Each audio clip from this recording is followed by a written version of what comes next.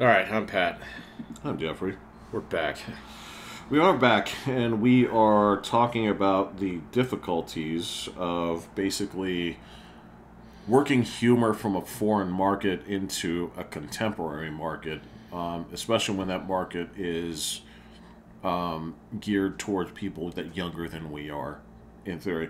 Now, I get your point. So here's the thing: is So wait a minute. In the foreign market, the material is geared towards a younger audience. yes, Okay. Ooh, that's really tough. That's then, very man. tough, yes. Yeah, that's really tough because then not only is it foreign, but it's also like there is a certain amount of like even domestic humor I don't get anymore because it's too young for me. but they call that Gen Z humor. Well, I get most of that because I deal with them every day. But then there's like some memes that I'll see. I was like, wait a minute, is this supposed to be funny? That's what I'm saying. Yeah, okay. It's not the humor per se by dealing with the people. It's that there's a certain brand of it that is, I don't want to say alien, but it's, again, it's, you break it down, you say, explain the appeal, and they can't. Yeah, you can't do it. Yeah. Right? And again, that's Well, sometimes I just don't know if it's legitimately supposed to be funny. So it might be, like I've seen a couple things. It's like, is that supposed to be funny or poignant? You know? Am I the butt of the joke? It's I like, don't know. Yeah. it's like I'm crying, but Right. but I don't know if you made a point. And you're kind of like, is the whole joke like, who is the Rizzler? Why am I sticking out my cat for them? Yeah. Okay.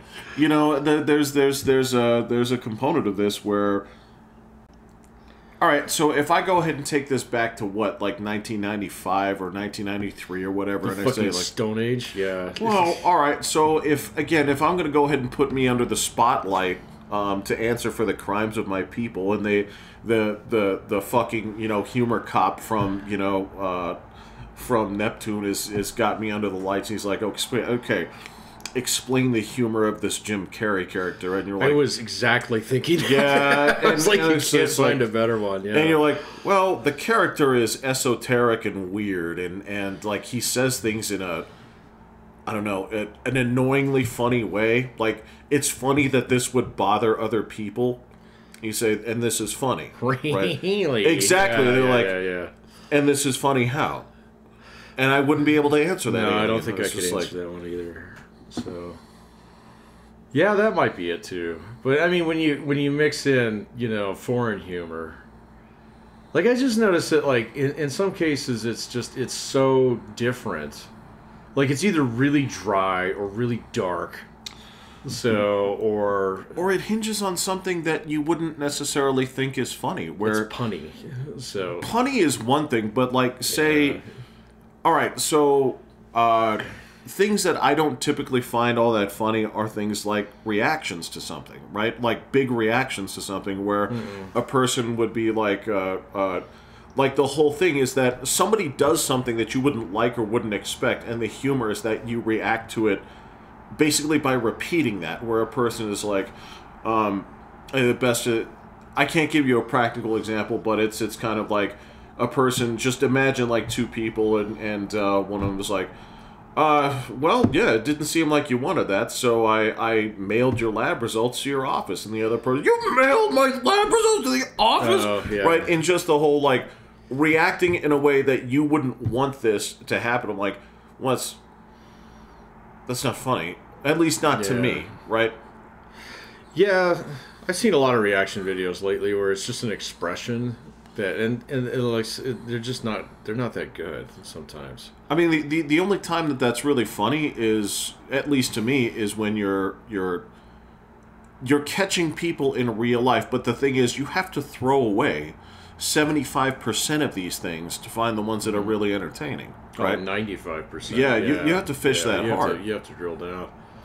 So, yeah, I don't know. That part of YouTube, or the estuary between YouTube and fucking TikTok, they're known as the short, is absolutely filled with that shit right now. And okay, and again, and I'm still working with, I'm still on year 2 of Japanese. I get it now, but I also see that like the language itself can impact what your humor is. Oh right? yeah, absolutely. So I mean, if you're in a like versus the perfect example I can give is like, all right, is where you let the joke hang, right? So since we're subject verb object, right? Obviously the subject is going to be in the same place. So you're going to say both languages are going to start with I, right? If I then go verb, okay, the humor then is I kicked. The humor on what's hanging is what did I kick? Right. Yeah. Right? It doesn't work when it's I the dog kicked. Yeah. Well, and so you flip it around. So then the humor is I the dog. What did you do to it? Oh, okay. All right. Yeah. Right? But Okay. that's something that is unique to that language. Yeah. Right?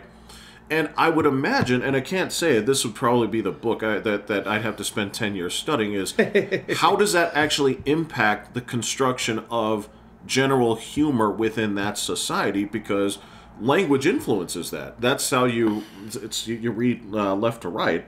Yeah, if it's a joke. Yeah. I don't know. Listen, that's a research project in and of itself that I do not have time or interest right now to go. So I'm I sure have to leave the country. I'm sure that's been fucking done. Probably 1,000 times over. I don't know. I don't come across it. Oh, I don't know, man. It's probably out there. So it would have to be language specific, or you'd actually have Right. to dive into linguistics literature, which is impenetrable. Yes, it is. It is. Yeah, it is. I have the knowledge to enter it, but I would learn a lot upon getting through the front door. My understanding is that it's basically language specific, or there's like clusters of languages that people study. Right? Yeah, so I don't know that much about it. It seems like a pretty esoteric thing. It absolutely is. And see, the other question would be to take a look at something in that depth and say, so this is what I'm saying is, I can't name the book that covers this. You know why? Because who cares? This is Well, Jeff, that's 90% of academic research, and I guarantee you, a joke by any other language is definitely written by some academic somewhere that was trying to get tenure and then promptly put that one on the shelf. So I have no idea, man. I guarantee you it's out there. So, but I wouldn't even know where to begin looking into. Well, and I mean, what would you want to get out of that? Are you just trying to write more effective humor in a different language? here's the thing is when you talk about the purpose, the first purpose, if any, would be here are the differences. Well, yeah, and I mean, but if you're taking stuff from another language and translating it for an English audience, you're the expert at that point in time. You say that's not funny, so Well, that doesn't land, bro. You know? that, again, this is the tough thing. Right, Number one, you have to come at it, and so think about the prerequisites that you have to go in with to actually write this. Number one, you have to spend a great deal of time studying the classics of comedy so that you could break these things down and say, like, well, these are the historic laughs. These are the, and you've seen this. This is like, oh, that definitely exists. It Yeah. absolutely exists. So you have to familiarize yourself with this. Man gets hit in the balls with the football. Got it. You know. I mean, look, hilarious. I mean, the truest thing, the one thing that's been true, like the whole time that I've studied any of this, one person broke it down. They said, all right, if it surprises you and it's good, it's funny. If it surprises you and it's bad, it's horror. It's horror. I'm like, you know what? That's actually true, because a lot of you're talking about the differentiation between actual, like, humor, the thing that makes you bust a gut laughing, and appreciation, right? Where you say, you know what? I saw this joke coming, but they put in the work. They built the anticipation, and the payoff is, I expected it, but it was good. It's still good, so it's still funny. So it earns a laugh, but I mean, maybe that's a the chortle, thing. Right, right. Yeah. The fact that we have to distinguish these things, right, between a belly laugh and a chortle is something that you have to go into this and explain all of this shit before you get into piece one of like, all right, now let me break it down in a different country. Yeah. I mean, if you're natively bilingual, you could probably do it. So, I feel like it's a study of like, on top of it, it's a study of the culture. It's a study of the like. We know that a lot of humor in this country traces back to like vaudeville and the Catskills and stuff like that here. Oh right? yeah. And you know, it's funny because I mean, it's in some ways it's still the foundation of all subversive techniques that come afterward, right? Mm-hmm. What a pain in the ass! And again, you know where you should like you should actually read this. Actually, no. I know exactly where you should go. You should go to the marketing literature. So, explain. So there's tons of literature out there on marketing products in multiple languages. So, and so much of marketing is dependent upon humor. It's dependent on like 3 different things. It's either you make them laugh, you make them think, or you make them like, you know, realize that. What I mean by think is like, oh, that'd be a good deal, you know, kind of thing. Right. So, or you that's make the value thing, right? Yeah, that's just value. Yeah. So, you know, but then the last thing is, you know, the basis for all attack ads is like make them think the one that you have sucks. Give me an example. Well, I haven't seen an attack ad in a long time, but yeah, that's why I'm lost. What's make them think the one that you have sucks? Yeah, so would this be like sort of like the I'm a Mac, I'm a PC kind of? Kind of, but the classic one, and they use this one all the time, is hefty. It has hefty trash bags. Because remember the old weepy, weepy, weepy. Yeah, there you go. Yeah. I see. Okay. So I guarantee there's a shitload of literature out there on that. So okay. Yeah.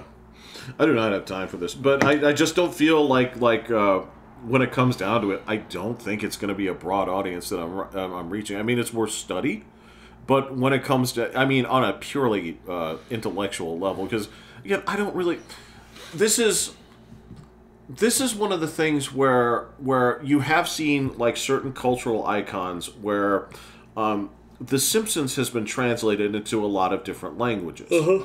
And the thing is, they find things very differently humorous about it, as well as how they translate the text. Yeah, sure. You know? Yeah. You know? Well, the same thing's true with Mexican soap operas. Some people find them hilarious. I think some of that converts like 1 for 1. It does, yeah.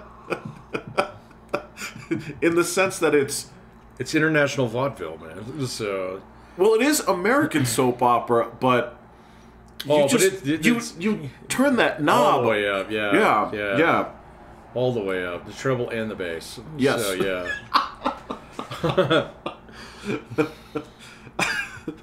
Yeah, there's a distinct chart. I absolutely cannot fault it for what it is. It is unapologetic in its presentation. Well, and the other thing is it's really widespread because it's actually broadcast on the old UHF and stuff. So, you know, a lot of people come to appreciate it. So, well, you know what? In that same thing, it was when Korean soap opera dramas, there's a rabid fan base of non-Koreans who are way into that shit. And probably don't speak a lick of Korean. Not a bit. Yeah, there you go. No. Yeah, so, you know, but I mean, emotive. I mean, you can tell that, you know, Mama is mad because she's hitting Dad with a frying pan. You know? Well, there are words underneath it explaining. Oh, even if there's that, yeah. So... It's not just interpreting the actions and words of a language you don't understand. They do translate it for you. I don't know, man. I like to turn the CCs off. So on a lot of those, I don't have TV anymore, so I can't watch that. But I used to watch Mexican soap operas, and you know, what was it? Univision. So, you know, to try and see if I could ever learn Spanish by listening to it, it's just too fast for me. I do not have the processing power to be able to do that. So that is a problem. I honestly, Spanish is a fast language. All the Latin languages are like that, you know, unless you're from like southern France, you know. But like, all right, yeah, it's like French Texas, you know. I am sure they don't love the comparison, but I think that's actually said with reverence. My understanding is South France is actually the nice part. So, well, that is it. They take things slowly there. It's at a crawl. It's very... No, I hear they're extremely productive. So South France? Yeah. Is it... So the North France is the... They're kind of slackers from what I understand. Oh, wait. Okay, so North France... They're the cheese-eating, surrender monkeys. Well, these are the... These are the worship intellect. Well, they like wine. So, Well, yeah. And 10-hour work weeks. So... Yeah. But Southern France is like where all the farmers live. So... It's different. Right, but that's okay, these are people of the earth. I guess, man. There's some pretty big fucking cities there too, though. I understand that, but... So I don't know. I was asking somebody about that like last week, and I don't know how it came up, but he said, yeah, Southern France and Northern Italy are like the let's get her done kind of parts of Europe. Okay. Here's a weird thing: is farming is described as both exactly what you're saying is both let's get her done, but also like appreciating life. It's maybe weird. I don't know. It's weird. Yeah, I don't know, man. I don't know about there either. There could be a unique spin on it that does not intersect necessarily with American farming stereotypes. Oh no. Yeah, and farming stereotypes are interesting, man. I was actually doing some reading on that the other day. Just like I didn't realize that almost every like small farmer in America is exceptionally wealthy. So just in terms of assets. So the whole idea of, ma and pop having this ramshackle fucking thing, They may be cash poor, I presume. I know. Actually, they actually generate like a shitload of cash every single year. They spend a lot of it, but I mean, it still represents velocity in terms of their finances. So, I mean, it's like my truck is broke. Okay, I've got the cash to go get a new one right now. Wait a minute. Okay, let me just make sure that I'm talking about... So we're not talking about, like, subsistence farmers, are we? They don't exist. That doesn't. Well, that's not a thing in the United States. Out there were guys... Where? Like that. When I was working out in Ellicott, there were guys like that out there. Well, okay, these are people who have a little bit of land, and so they have an enormous vegetable garden. Okay? These guys aren't commercial farmers, man. So, I mean... Well, yeah, so I'm talking about these are people out there who had, like, a couple of animals. Yeah, and a couple chickens and stuff. Like these are people who are trying to live off the grid. They're not trying to sell their produce. No, that's what I'm saying. But so we're not talking about that kind of group. No, and those guys are kind of rare. And those guys were broke as shit. Well, yeah, but some of that's by choice, man. So, some of it was also by potential. What do you... Oh, yeah, okay, fine. They were doing what they were capable of. Yeah, or I don't know. There's a lot. I've known people who are like that, and there's a little bit of preference that goes into that too. I don't want to work for somebody. No, these were the guys that were like basically heating their homes with homework. Or you think that's actually a true story? I know that's a true story. I feel like the state should intervene in that case. Right? Yes. Sorry, man. Yeah. This is like, there you go. There's your argument for zoning laws. But then it's like, it's fine to do on any day except Sunday. It's. Yeah, there's not farms out there, man. So there's land. There's land, okay, and so but you have you go a little bit out there, you're gonna find some pretty big fucking ranches. So yeah. Those guys are not subsistence farmers. No, those guys, no. Yeah. I would think once you have 5 cattle, I have no idea. I feel like you're in a totally different. I don't know where the cut line is on that.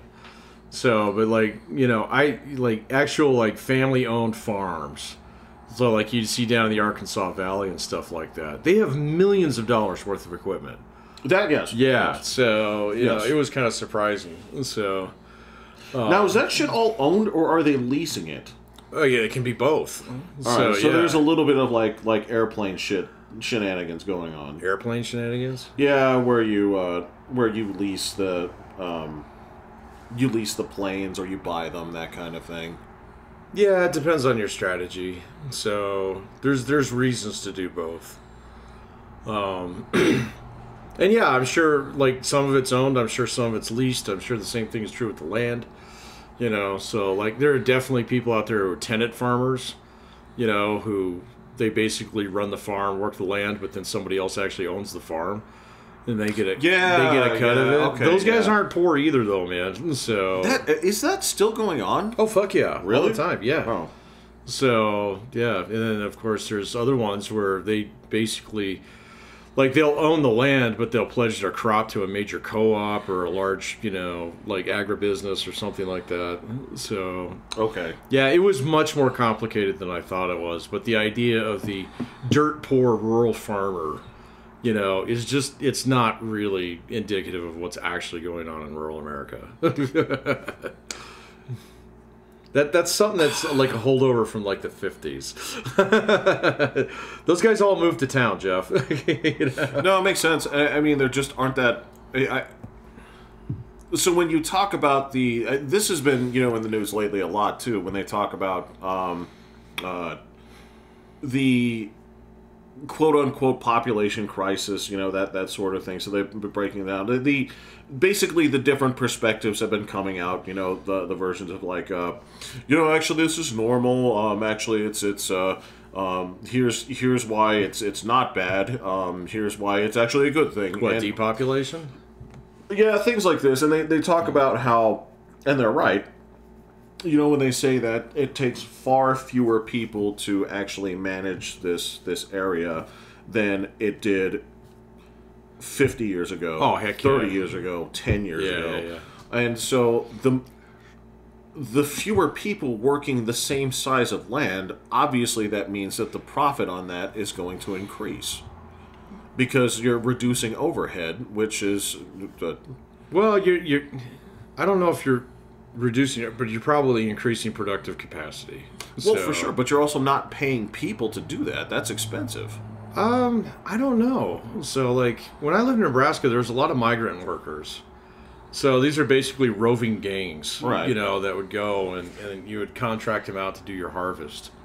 So from time to time. So it wasn't like you were paying them all year round and here's your fucking 401k and stuff. Right. No, of course not. Yeah. No. And I don't know. I don't know how much of that goes. I guess it would probably depend on the type of farm that you're doing. But like even like in California where they used to have these guys that would have to go out and, the pickers.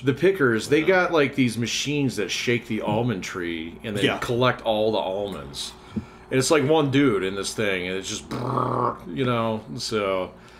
it's like, all right, so, obviously you guys have something figured out. But it was just interesting, like the average net worth of a farmer is like fucking 30 times that of a townie. So it's not even close. So... The weird thing, too, is I don't think most townies would be willing to live that life. Oh, absolutely not. It's a lot of hard work, man. Yeah. So, and the Costco is really far away. This is also true, yes. Yeah, it's weird because you have this perspective when you drive along those Wyoming or Nebraska highways, right? And you see just the stuff where it's there's nothing but that split barbed wire fence along the highway, and you just look out at these spaces and you're like, you get that 50s impression of like broke ass people living like over there. Yeah. There's no way they're fucking broke ass. It's no, man. Yeah, they got the mansion on the other side of the hill away from the highway. Well, yeah, you go and it's like land, couple of small buildings, land, huge ass house. Yeah. Yep. Yeah. No, it was an interesting kind of thing. But I don't know how I got started on that, but it had to do with like income distribution.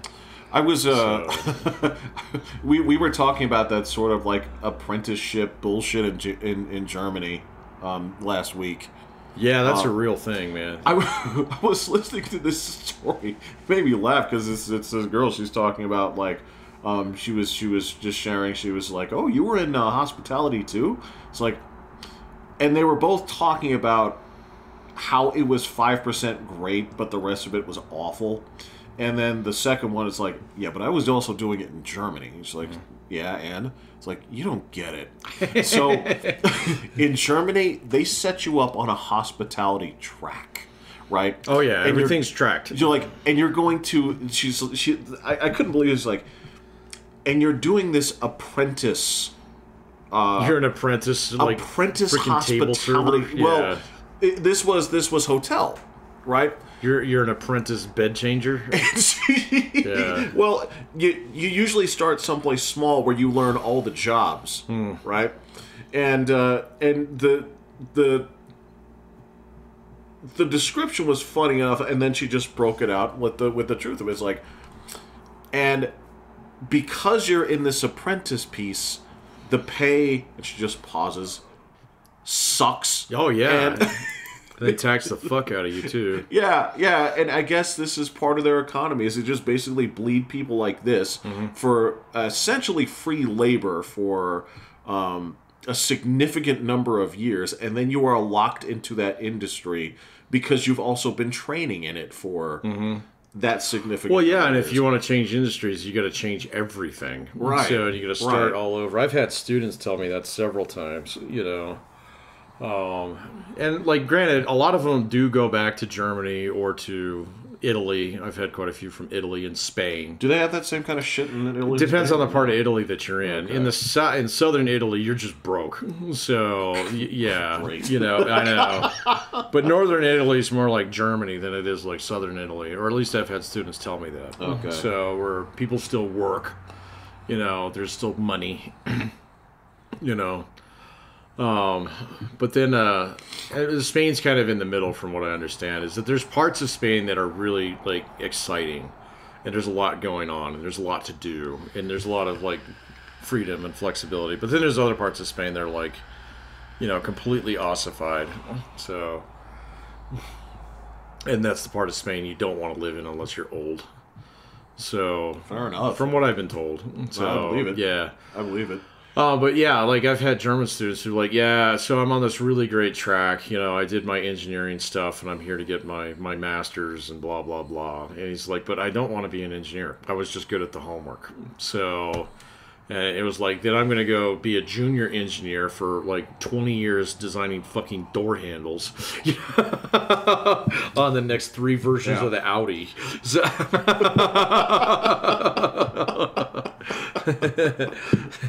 it was like a whole bunch of people are going to have to die before I get anything remotely representing a moving part. You know what? And I, in all fairness, like I can look at something and say like, you know what? But for all intents and purposes, it sounds like it was pretty steady. It's very steady. It's almost impossible to get fired. You get a lot of vacation every single year. So, you know, like there's a lot of things that are a lot cheaper there, but then there's other things that are much more expensive. Right. So it's kind of pick your poison kind of thing. And then the other thing that they were talking about, like they particularly like the fact that there's like no expectation. It's like, it's Friday afternoon. We go drink beer. So see you Monday. That's true. So that's true. Yeah.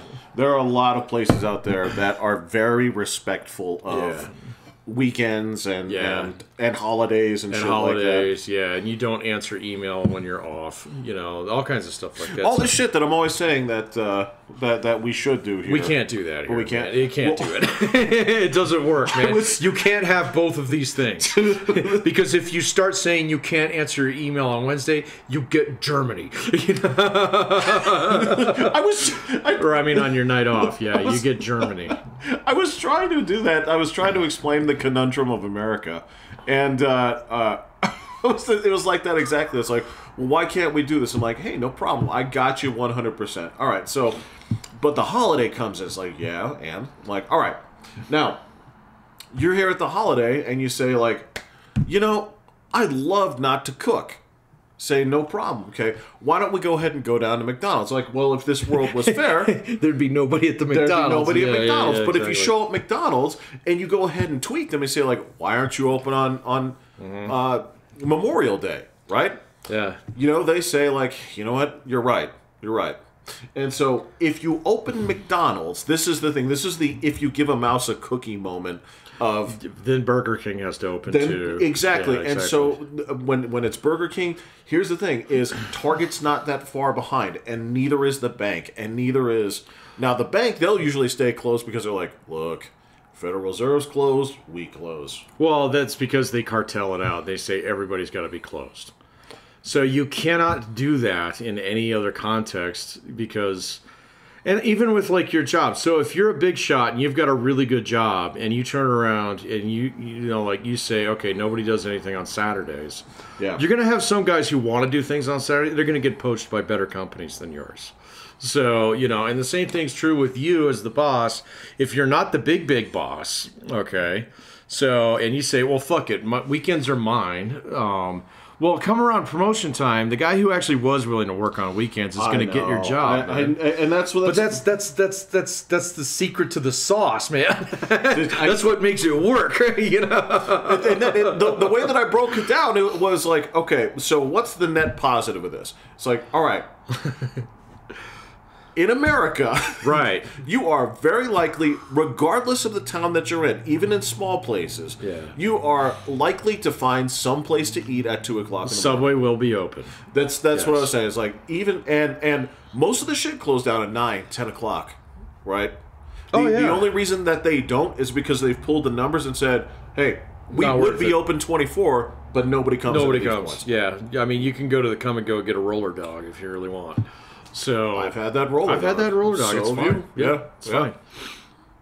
But that place only takes one guy to run at 2 o'clock. That is correct. Yeah, exactly. So, and that's the funny thing about it is the same thing goes for employment. It's like we have to be open. Like when we have 3 shifts in this country, we fucking mean it. Oh yeah, no. The only and then you know, but like you know those jobs. Those are the ones that don't follow you home either. So if you're the guy who manages the register and you sell 5 roller dogs at night, 5 o'clock rolls around, you're fucking done. So you get to go home. Nobody's going to bother you. So, but if you're the guy who owns the Come and Go, okay, you're on 24/7, man. Yep. So because that shit is yours. Yep. So, you know, and so if the roller dog guy calls in sick, guess what you get to do? You get to call 2 people, ask them if they're willing to work a double. And they tell you to when they say off, you know, you better get your put coat. the tie on. Yep. It does not work like that in Germany. They'll put the sign up. They'll shut down the fucking country. It's like, oh, so sorry, you know, no power this weekend. You know, sorry, it's my weekend. You know. It's just funny. I was like, so how does that work for like people with like time off? It's like, well, they don't take any. No, they don't take any. Some people do. All right, here's the thing. I think that's also part of. I think we are sort of changing this a little bit. I do think that people are taking a little bit more time off, but it is not. It's not. It is not comparable. It's not. And it's not even remotely comparable. The amount of unused PTO in the United States is like fucking head and shoulders. It's like the fucking GDP of many countries. So, yeah. And I mean, switching from sick time to PTO was fucking brilliant because it actually shows us that, you know, sick time is a waste of money. So nobody uses it. And the other thing about sick time out there is that the people who do use it are usually the ones who are abusing it in some ways. Right. You know, and so PTO, it's like, well, you don't get both sick time and fucking, you know, vacay time. So it's like, oh, well, you know what? Yeah, I'm not that sick. It's like, no, you're not that sick. So, but the one thing that has changed is like, well, if you're fucking sick, don't come in and spread it. I think the COVID part of Get Out. That did kind of cure us of that, you know. But then, you know, companies have been a little bit more generous with PTO over the last, like, 4 or 5 years. So, you know, like, the actual number of PTO days allowed is actually higher than it was before. So, like, the standard used to be, okay, you start up here, you don't get any vacation for your first year. So now the standard has kind of creeped up to 2 weeks, so which is pretty good, or 10 days PTO per year. So, right, what was it? I'm trying to think of what it would be like most times when you're starting PTO pool. Like your first year PTO. Oh, you'd be lucky if you could take a fucking day off for the first 6 months. So well, because it would accrue, and I'm trying to think the accrual rate so that it would equate to basically like a week. Yeah, basically a week over the course of a year. Yeah, a week's paid vacation is what I got in my first jobs. So where like that was actually part of my benefit package. So right, yeah, I didn't get 2 weeks of paid vacation until maybe like this job. It's been a while, dude. So like, because I remember working at the airline and working in the union. It took fucking forever to accrue a vacation that was worth something. So, oh god, it took because they had split sick and vacay time. And then you had what was called comp time. So, right, which is where you took paid time off in lieu of overtime. So you'd work like a 12-hour shift, you take 4 hours of it in PTO. So rather than overtime. What would be the purpose of that? If you wanted to actually build enough vacay time to go somewhere for like a week. Oh, I see. So, yeah. I see. So, but sick days were unapproved. So, meaning that you could call in sick and you'd burn a sick day. So, you accrued those very slowly until you hit your max. And the max was always 30 days worth of sick days.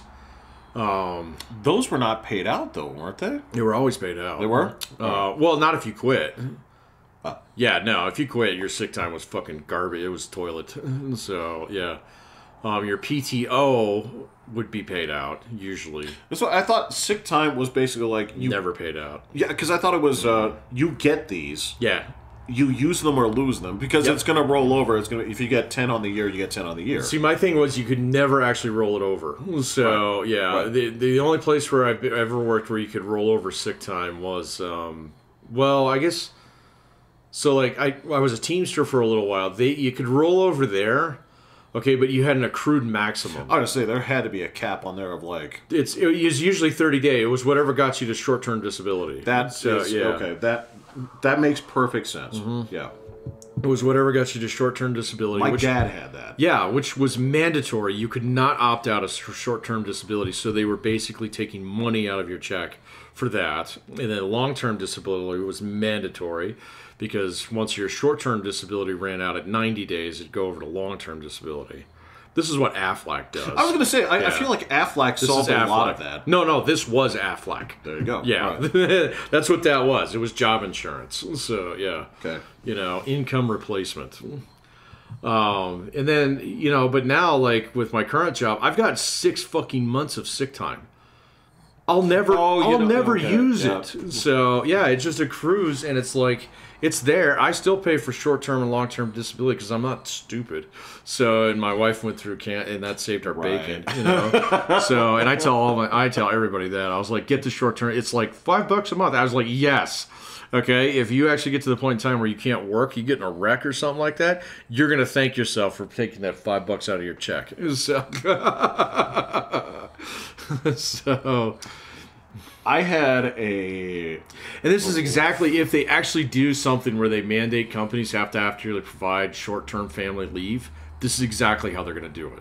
They'll do it with sick pay. They'll go back to that.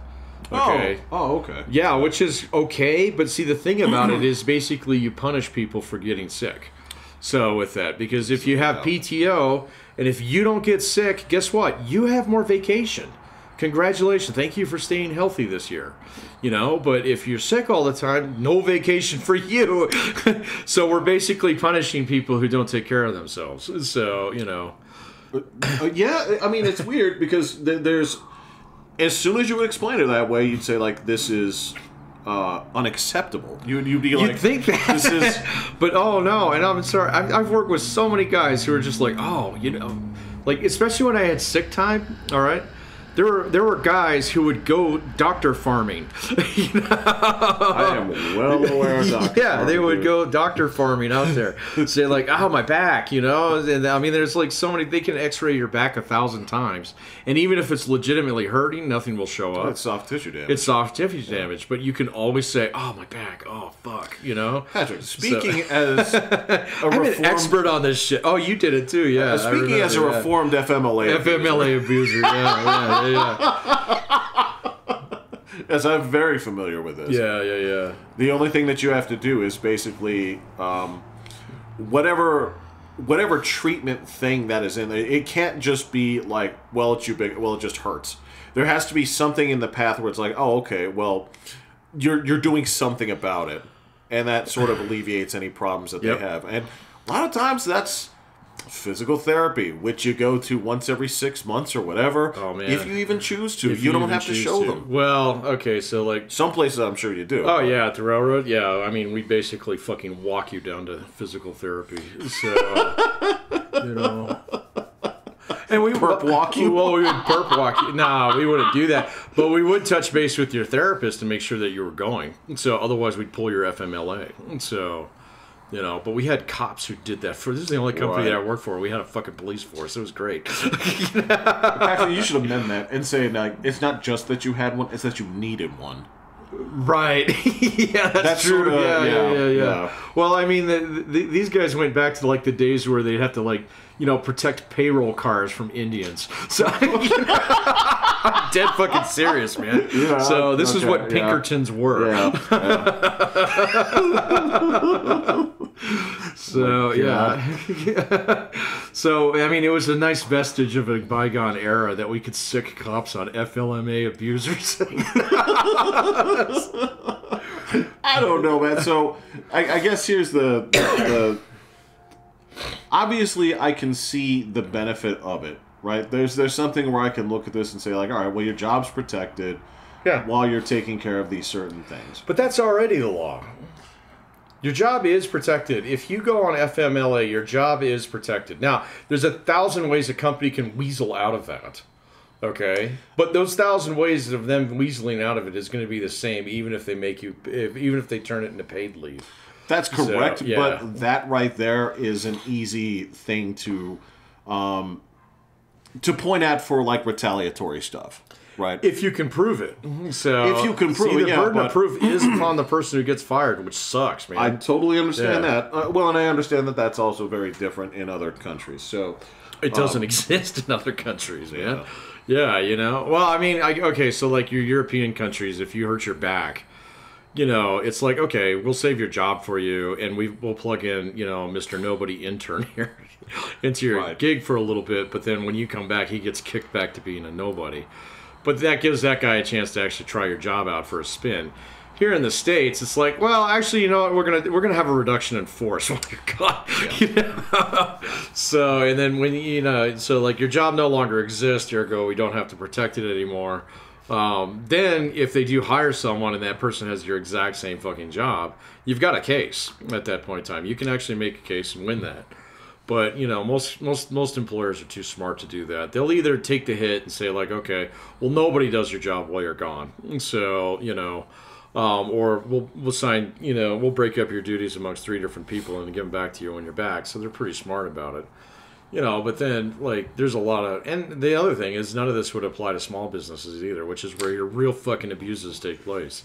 So, you know, because, I mean, I can go toe-to-toe against Google, and, you know, like, the court system is still one of the places... Even arbitration is one of the places where I can shake my fist at basically, like, a god, you know, of a company and still get, you know, some kind of justice about it. But, you know, like... A1 Roofing and Brothers, you know, you know, that's not going to work. So, well, you know what's funny too is I know that we bag on small businesses from time to time, but the truth of the matter is, like, it's an extremely necessary component of the economy. Absolutely, and it's also the truth is it's some of those will become big. And it has to. Every large business started as a small business. Yep. I mean, that's part of the cleansing fire that has to happen at some point. It's what eats places when they're getting too full of themselves or have become inefficient. Yep. You know, happens all the time. That's another ingredient in the secret sauce. Working Saturdays and small business. No, small business. I'm not bagging on small businesses. In that respect, they do serve a very, very extremely vital component of the economy. They do tend to be sweatshops though. So so you got to take that with I mean that's part of the mix too. So I mean small business is not a place where you're going to get a 401k. It's not a place where you're going to get a pension and benefits plan. I mean you can, all right, but you're going to pay for it. It's not going to be that cheap. Yeah. So and it's not going to be the kind of place where like if you run in a 5-man shop and one of your guys goes down, the work still needs to get done. So guess what? What are you going to do? Grieve that? You can't, man. Technically, I'm working for a small business. Exactly. Right, yeah. So I've worked for a couple over the years, and they come in all different flavors, man. So some of them are really good, and some of them are absolutely awful. So and all places in between. And all places in that's between. That's the thing. I imagine a lot of these are just. They're just it's a job. There's plenty of things in there that are just. I had a long discussion with my soon to be departing veterinarian. Mm-hmm. Again, not by her choice, but it was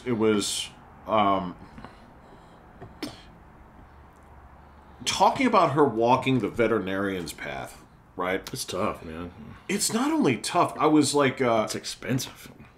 Well, that too, but she wasn't harping on the expense. We were talking about basically the composition of the vet worker and how problematic it is. So, all right, Is she an actual DVM? DVM? Is she an actual doctor? Oh yeah. Okay. Yeah. So she's not a vet tech. Nope. She's the real deal. She's a full-on doc. She's got a lot of options. So she does, but they suck. Yeah, I know. Because a lot of that. So the thing where they can plug you in like anywhere is like, come back to the emergency room, please. Yep.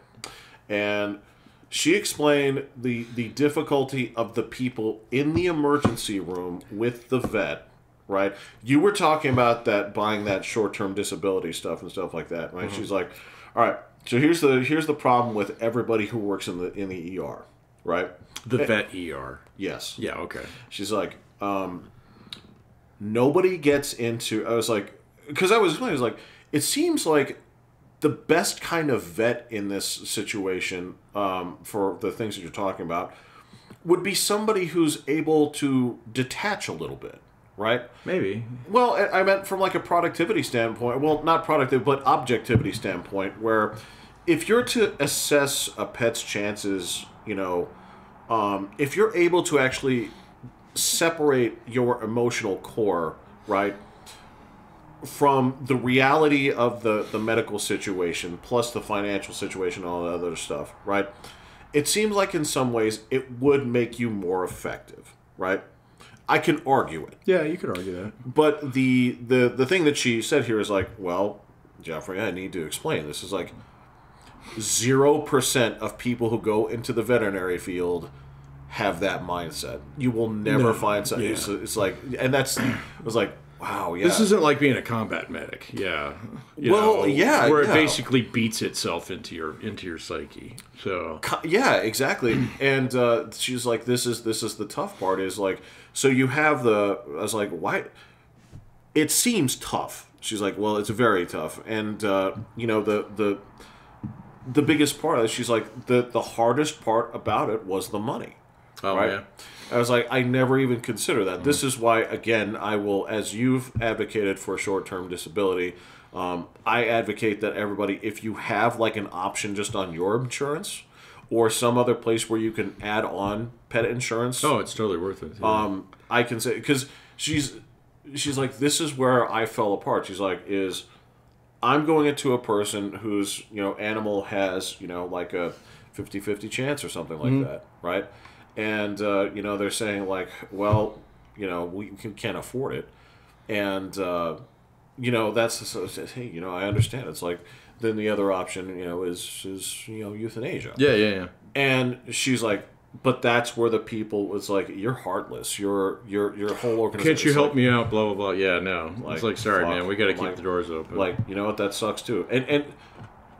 And saying that too is just being that direct and saying, to say that to somebody who's with the pet and say, like, I got you, but we got to keep the lights on too. Yeah. Like, God damn, man. Well, and especially with an organization where it's not really their call. So exactly, yeah. It's not like the ER where they have to help you. Right. Yeah, right. And so, regardless of whether or not you can pay. So, but that's people. That's a little different. So, it is, and I understand that it is a difference. I mean, you are starting with little, wonderful creatures that the fact is they just don't have the same lifespans as we do. No, they don't. No. Yeah. And they also have the disadvantage of being poor communicators. Yeah. So you can't tell. Exceptionally poor communicators, And I'm like, I get it. I understand this is why you outlived other, creatures on the Serengeti. But, at this point, we got to get you to, like, the pad. We got to get you to, like, the simple, like, doggy iPad that's like, leg hurts. So, well, they keep showing videos of those, like, pads that, it's total dog shit. Yeah, see, that's what I heard, man. Lie. It's a lie. Yeah, I was, like, really excited about that for a bit. As was I, yes. But then I actually went and I pulled some of the research on it, and it actually turns out it's bullshit. Well, it might not be bullshit. It's just they can't prove that it isn't. So, well, it is not. So it is communication, but it is not the way that you think it is. Correct. It is not. Yeah. I will never be able to explain a transitive verb to my dog. I can't. It's just never going to happen. It's not the same. Yeah. But there is a combination of where the dog, because it has the ears for it and the patterns, like, okay, this gets me this result. Yeah. Right? That is exactly what it is. And they've said that dogs and children are, basically like up until 5, it's right around there, a little bit less, in terms of how they communicate. 5? Yeah, well, not 5 by our standards. Yeah, okay. There are 5-year-olds that. Yeah, I don't know, man. Kids are a little bit different. So. But yes, that's what they say. They're basically like young children. Oh yeah, their entire lives though. Yeah. Cats the same way. Oh, cats definitely. Cats are less communicative in a lot of ways too, man. They like fucking cat will be paying, and it's their instinct to hide it. So it's a sign of weakness. I guess maybe vulnerability. I mean, as obligate predators. So you won't see a cat scrounge a pizza. It's not, on rare occasions, and it's always funny when it happens. I've never seen it, man. Yeah. So, and, well, I mean that's in the same way. You will occasionally find that mix up where this is clearly a dog in a cat's body and clearly a cat in a dog's body, and it's on rare occasions. It does happen, and it makes me laugh every single time. So yeah, no, so one of my cats, I don't think she's got dog in her, but she's definitely more cat. So than pet, in some ways. But she's got one dog moment. She will eat a Cheeto. So what it's the only fucking cat that I've ever seen touch any kind of bread product. So, most of them are like, ew, that's not food. So, so, this is dry. Well, they won't even put it in their mouth. They'll just sniff it. They're like, obviously not food. So, but for some reason, she will sneak a Cheeto from you. So...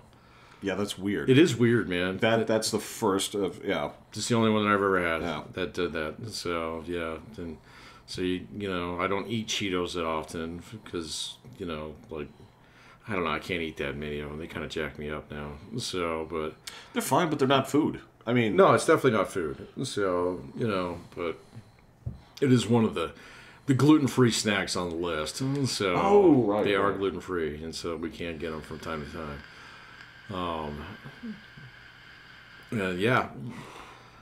Cat will just sneak up right behind you. And I love that. I absolutely love that. She'll snag one, if you're not careful. And that's a totally different survival mechanism where again you take that You know, it's sort of a misrepresentation, like when the Flintstones would, you know, say there's a problem with the garbage disposal, and you open up, there's a pig underneath, right, on the pipe.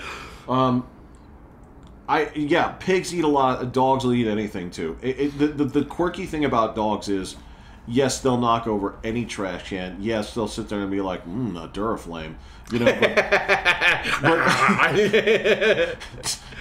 dogs that ate all 64 crayons, man. I mean, I don't know what to tell you, but the weird thing about them is you will come across them one day and they'll be like, celery? Are you kidding me? Yeah, exactly. You disgust me. Yeah, ew. Yeah. No, that's interesting about your vet, though. There was a guy, I haven't seen him in a while, but there was a guy at the yard club who was a DVM. So, and he had a very specialized practice. He was a traveling vet. So... Oh. Yeah. So did he, like, go into, like, places where... He would do small animals. He used to be, like, a horse doctor. So... Okay. But then he was getting kind of up there. And I haven't heard otherwise, but I don't know. I'm sure he's fine, but he wasn't that bad of shape. But and he wasn't very regular, but we would talk to him every now and then. But he would go around, and he had a van that had, like, a lot of different equipment in it. And he would go to, like, rich people's houses. So, and, you know, do their regular checkups, and he would do ultrasounds and x-rays and stuff like that. But if it was anything that was like, okay, your cat needs to have surgery, he had a guy that he would refer that to. Yeah. So he had a pretty... He really liked his job. So because I've heard, especially like with horses, because the thing is like, well, we can't bring like 14 horses to you.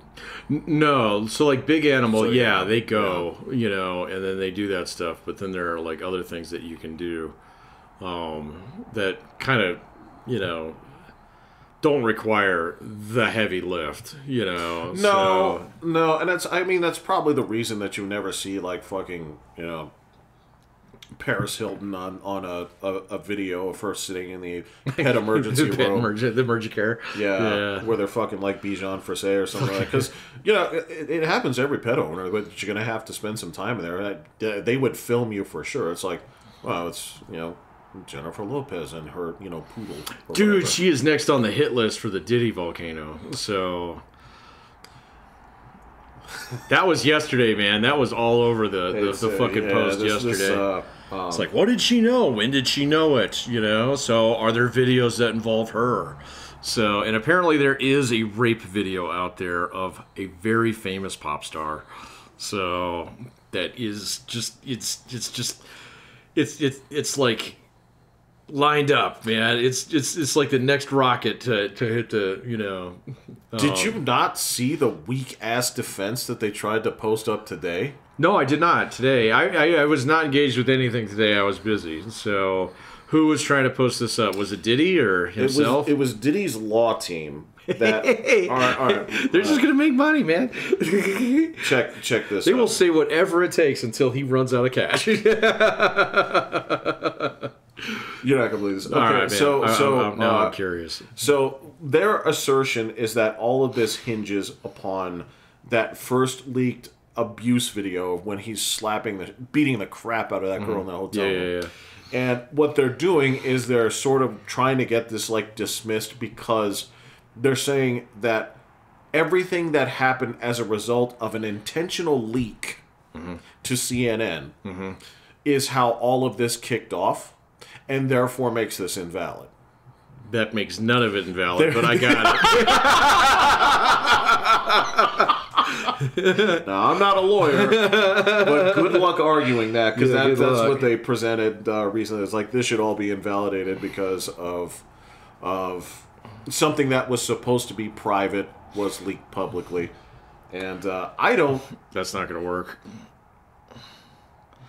Hey man, I mean, you're gonna shoot all the baskets. I get it. So hey, all you need is one judge to basically like bite on it and say, but not when you're in like 9 different fucking jurisdictions now, man. Yeah, I know, dude. He's just I mean, they got him, dude. I mean, the shark has his jaws wrapped around his waist, so he's done. He is so got that I do not understand how he has not. What I'm trying to remember. I'm trying to remember what the crooked ass warden did to. It's like he tried to escape. That's right. The guy that had because they shot him. They said, I hate to break it to Andy, he tried to escape, and they shot him through the chest. Who, the warden? Oh yeah. No, the guy. Yeah. No, Andy. They just put him in the hole. Yeah. The what do they call it? It's the hole. He's like, I'll cast you down with the sodomites. Right? That's right. Yeah. But no, the warden shot himself, right? Warden shot himself at the end. Yeah. I don't think. I Diddy's gonna go down fighting. But see, the thing is, he's probably actually the bad guy. So he's absolutely right. See, and so it's not like this is one of the things where you can rat out Bill Clinton. And maybe get out of it. There's not another big bad. Okay, so back in junior high school, yeah. Mm-hmm. All right, so there was a girl that we went to class with, and she was a little bit of a diva, right? Uh-huh. And that's fine. It suited her personality. I didn't hate her or anything. But there was... I cannot remember what the exact rule was, but it was basically a formula that said your shorts can only go this far above the knee. Yeah. Right? And so... It is what it is. It's a subjective thing, and I've had troubles with this too. Everybody has. In junior high. Yeah. Well, especially as a male teacher, I was like, and it was like, in this case, it was cleavage. And I had to get a woman teacher. I'm like, is she there's just that's what someone says. Like, there's nothing that girl could do to contain those. She could wear a turtleneck and they'd be coming out the top. Not your fault, Not your fault, Jeff. Okay, that's fine. Okay, that's fine. I was like, okay. She can wear a life vest. She's like, there's nothing that's going to contain those. That's that. I'm like, okay. But yeah, in junior high, she got caught for having the shorts up too high, right? Mm-hmm. Now, the penalty is simple. It's like, go home and change. Yeah. Right?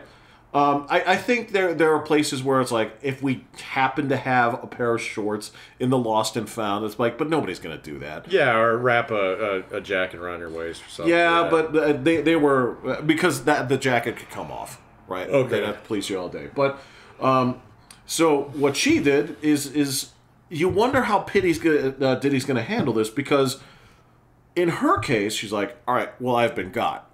Okay. So what she did, and she was furious about this, like, no, I'm going, all right? But what I'm going to do is I'm walking through these classrooms, and anybody else who's where I am, they're going home to change too. Oh, okay. And she made such a ruckus about it that she's like, her. And she's just walking through the classrooms like, you, and you. They let her do that.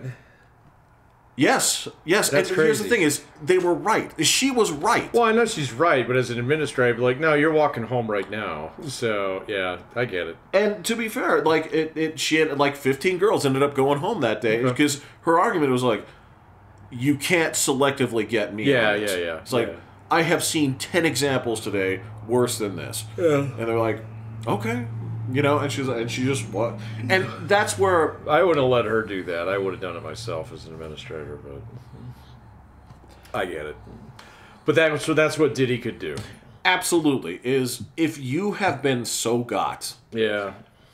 There is something to be said about. Yeah, but if his shorts are 4 inches shorter than anybody else's, If I'm going down, you're all coming with me. Yeah.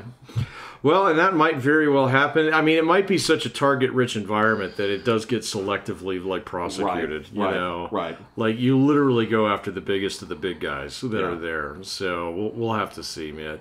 I hear Leo is definitely on the hit list. Oh, yeah. So yeah, and J-Lo and LeBron is on that list. Yes. Yeah. So I watched a video 2 days ago, maybe yesterday. Basically about how Aaron McGruder knew very much about this.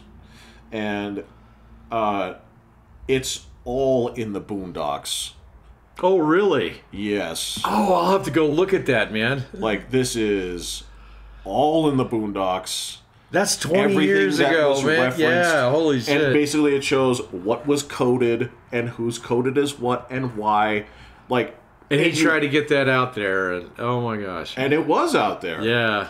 And here's the things where I'm like, I did not notice that at the time. This is really funny. I'm gonna have to do that, man. Was that a video or? Yeah, somebody okay, put it together. If you don't find it, I'll dig through my history. I was like, huh, because again, the thing is the character that is actually Diddy, I thought was somebody else who was Gangstalicious. I was like, oh, because I thought that was actually I specifically thought they were making fun of 50 Cent, but they weren't.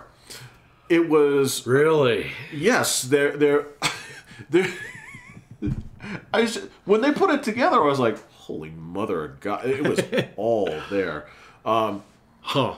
Yeah. It's okay. I was surprised, and he's kind of again. This is the thing we talked about, like with Suge Knight. It's like he said it. He said it without so many words. Right. But he said it. Right. Now we all know. Yeah. It's like we're not even reading between the lines at this point. I mean, yeah, this might as well just be a continuous object because there's no gaps. Yeah. Yeah. Huh. Yeah, I'm definitely gonna have to go check that out. I'll do that tonight. It got me. I love that cartoon, man. There's a season that I haven't seen. They came out with a season like way later on. I understand that like the whole creative team turned over, so it's not good. Oh, that's too bad. Yeah, but. Yeah, it was fun, and yeah, I even watched the. This is so weird. I watched the commentary on it, and I watched the shows with the commentary on it, and Aaron McGruder he is not the guy that you would think he is. Why is that? So you take it something like this, because I remember when I first started reading this strip, right? Like, there was a little, like, hint of, like, seriousness to it. There was. A tiny bit. Yeah. So I made the mistake of thinking this was a guy that was mostly serious, 10% joke. You watch the shit with the fucking commentaries. This dude is laughing his balls off from start to finish. And all he's just, like, making fun of every single little thing along the way, things that are poignant, things that are stupid, things that are like, and he's just like, you can tell this is one of these dudes that just like loves life. Oh, see, that's cool. That's why I was. Well, he always did kind of have a middle finger up it, in every direction that he could. I mean, of all the I mean, this is all way before Obama, and anything remotely resembling BLM. Yes. But and I remember watching the premiere of the MLK episode and just be like, oh my God.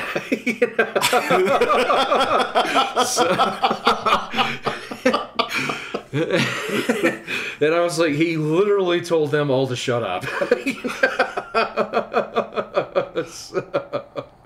And it was one of those things that it was kind of, so I kind of had the same impression of you, that he had a real point to get across, and then just found a way to do it funny. To squeeze humor in it. So, yeah. But, that's interesting that if he was the other way around, where he was just like, no, I find everything funny, but I have a point to make. Right, that'd be kind of an interesting twist that I didn't really know. And I remember reading the comic, and the comic was always kind of like hit and miss. So, sometimes it did get really preachy. So the thing is, it would hang too long on a subject to the point where it wore it out. Right? Yeah, it would. It's a premise that didn't have enough toothpaste in the tube. Okay, gotcha. That's a good way to put that. Yeah. So, yeah, you had to roll it up real tight. Get a little bit more out of there, man. You're like 5 days into it. It's like, man, all right, this... Bending it. I know. Like stick your finger in there, Yeah, because, I mean, there's this... the dude he did have serious beefs with certain things. Like, it is clear that dude hated BET. That is, yeah. He was not a huge fan of Oprah either. Yeah, no. Yeah. So, no, I mean that was the thing I loved about it, and he would sort of kind of like point at like who these people were, just barely. I mean, there's this episode where, God, God, it was funny because they actually like humanized Ann Coulter. Oh yeah. It's like, I thought you hated, well, everyone. It's like, hell no. You think I believe any of this stupid shit? Yeah, exactly, yeah. And again, the whole thing about, like, this show, like, it was constantly picking on race grifters. It was magnificent in the sense, like, okay, so... He used Uncle Ruckus specifically to do that. That was one, and so many characters were just kind of like, anything that they could pick up on that was, like, racial related that they could, like, glom onto to try and make money. I'm like, this is fucking hilarious. And it wouldn't... You and I could not write that because, like, this is... Oh no, man! You would be freaking burned at the stake. Yeah. So yeah, like anybody, like even if the South Park, maybe the South Park guys get away with that for a little bit, but not as a main theme. Yeah, you get one. Yeah, that involves The Price is Right. Yeah.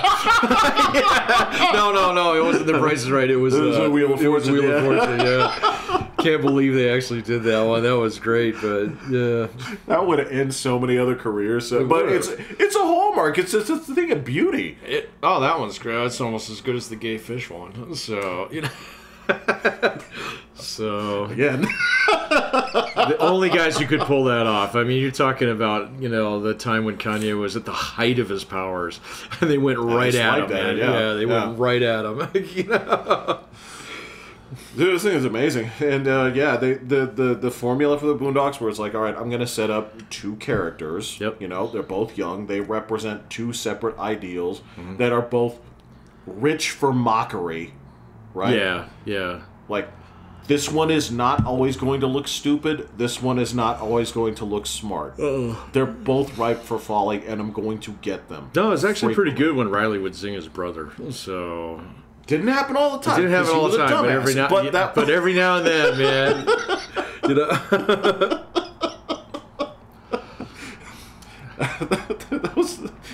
That was a great comic, man. It was a great comic. It was a great show. Yeah. It really improved. That guy could draw too, so he got better. He did get better. He was. I'm trying to think of dudes who started out sloppy and got better over time, like remarkably. Like he got remarkably better. He's one. I think we'd both, especially by the time he got to the cartoon, or the animated.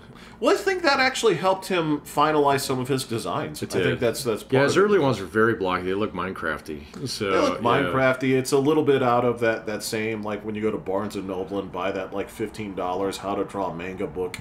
There's a little bit of that going on in there, but he did get better. Once he settled in, like it agreed on a style and loosened up a little bit, got better. Kind of like in the same way, like once Jim Davis found his grounding, he was fine. That's when the characters became iconic. Yeah. After Garfield went through. Like he lost like 495 pounds. Well, he went through his meatball phase, and then he went through this paunchy phase. Yeah. And then he kind of went back to somewhere in between. It was like, yeah, that's good. So. Well, he figured out something smart when it comes to drawing fat characters. Yeah. You draw the belly fat, but you don't have to make the entire thing enormous. Yeah, exactly. Yeah. No, he got there eventually. So. And I mean, if you look at some of the things that Jim Davis does, he actually does a pretty good job on certain things. Like I always noticed he would draw food really well. So yes, like if he had a turkey, it would have mashed potatoes. The mashed potatoes would actually have fucking butter on it and stuff, So without having to go into too much detail, that's the trick. Exactly. Yeah. There's an old adage when they used to talk about like drawing faces. They say like every line that you add. Adds age to the character's face. That's true. Yeah, right? That's true. And so the fact that he got to this point where you could distinguish his old characters because they had a couple of lines. You had it versus the young characters, and he would basically make the heads rounder. I'm like, you got it. You got to figure it out. Yep. This is maybe you picked up because it was some of the fascinating. God, these are good. Time capsules is. Like Disney has the I don't want to say animators Bibles, but they have a couple of things out there that they would always give out to their new employees, and it would be like a packet this thick, and so many characters were in it, and there's like these are all the do's and don'ts. There's hundreds and hundreds of drawings. I'm like, God, this is fascinating, dude. I took a class from the Bemis when I was a kid. Okay. Yeah, it was all about cartoon drawing, and that's exactly what they would do. So they would start out with basic shapes, and then you were doing wireframe, and then then you start fleshing out details, and eventually you just start doing certain things by memory. So with like absolute confidence, but it always started with some very basic like you'll see Mickey, and he's always like this, in terms of like his character never stands straight, so it's always got a bend, where his chest is out and his feet are back. So, and that they would teach you, at least in the class that I did, to draw that as a box with these spikes on it. So every single time, yeah. And that came right from that Disney handbook. So, it was kind of neat. It was a cool summer class. So. Absolutely. Yeah. No, that's cool. I think I was probably about maybe my daughter's age when I did that. No, it was a little younger. So I think I might have been in middle or junior high when I did that. It might have been between elementary school and junior high. You think your daughter would be interested in something like that? No, she's into anime, so she does her own anime drawings. She does faces really well. So, well, here's the thing: is those. It's not as though those same principles don't apply. They're just applied in a different way, and they're applied by different artists in different ways. Yeah, and I don't get all the nuance behind it, but she's into that. She's into faces. She's into drawing hair. So, and then she got, like last year for Christmas, we bought her 2 of those figurines that you can bend in different. Yeah, I know you had some when you were younger. So. These ones are actually, they're plastic now, because I remember the wood ones. Oh yeah. But the plastic ones, they actually have individual fingies on them, so you can actually like do hand movements and stuff like that. And then the other thing is it comes with all these weapons. So like these G.I. Joe type weapons. Right. Yeah, so that's fantastic. I mean, it's everything from like katanas to like fucking Wolverine claws to pistols to shotguns. It's weird. So, but it makes perfect sense. Well, it's weird in the sense that if you ask someone just random, right? If you ask them to draw a pistol, the absolute weirdness of it and proportions on it will shock you on how bizarre it's perceived. Unless they know what they're doing. You'll get that one. Oh god! All right, you'll get that. You'll get some gun nut who will absolutely draw you a Beretta 92 FS 9mm. Buddy, all right. So I'm gonna have to go through at least 25 people before I get to that guy. You will, but yeah, you're right. Yeah.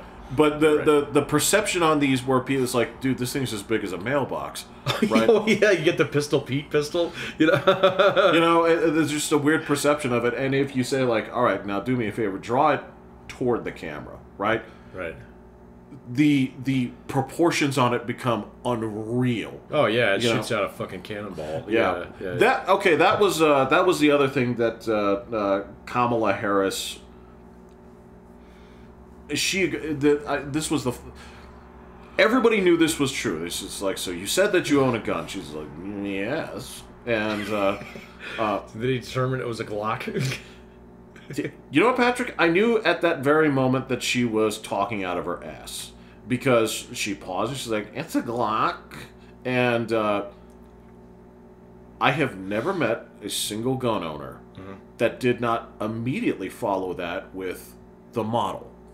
Yeah, it's Glock 17. Yeah. Glock 22. She said the first company that she could think of.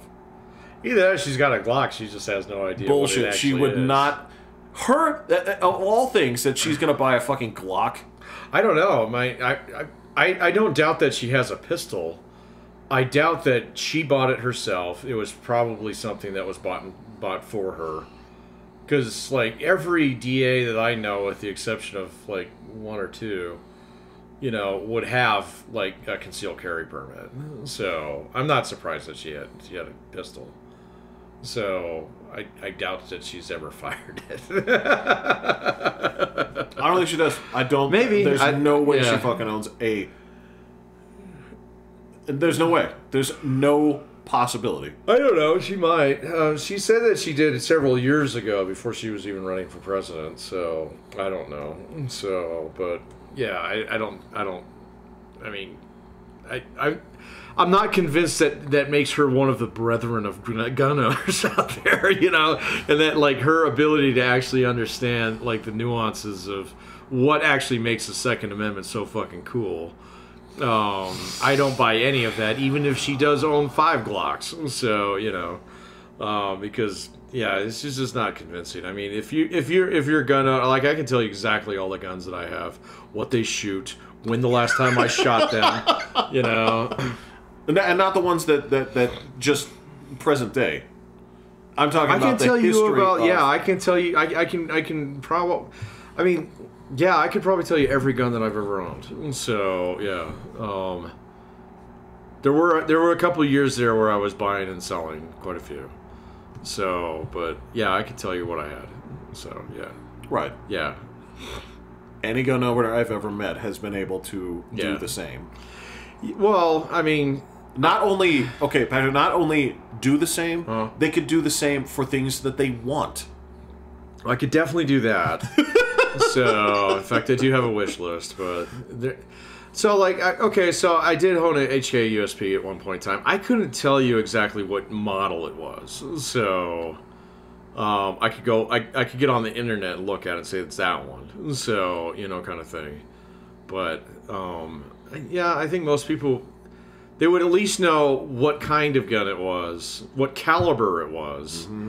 I don't know if they'd actually know. Like Glock, like there's 4 different models of Glock that are pretty fucking similar. So the 17, the 19. Yeah, the 22's in there. They're just like various sizes. They get a little bigger. There's a couple little ones that are in there too. So yeah, because I had a Glock 17, it was great. So you know, it's very easy to shoot. Won't jam. Yeah, and then I had a little one too. I think that might have been the Glock 22.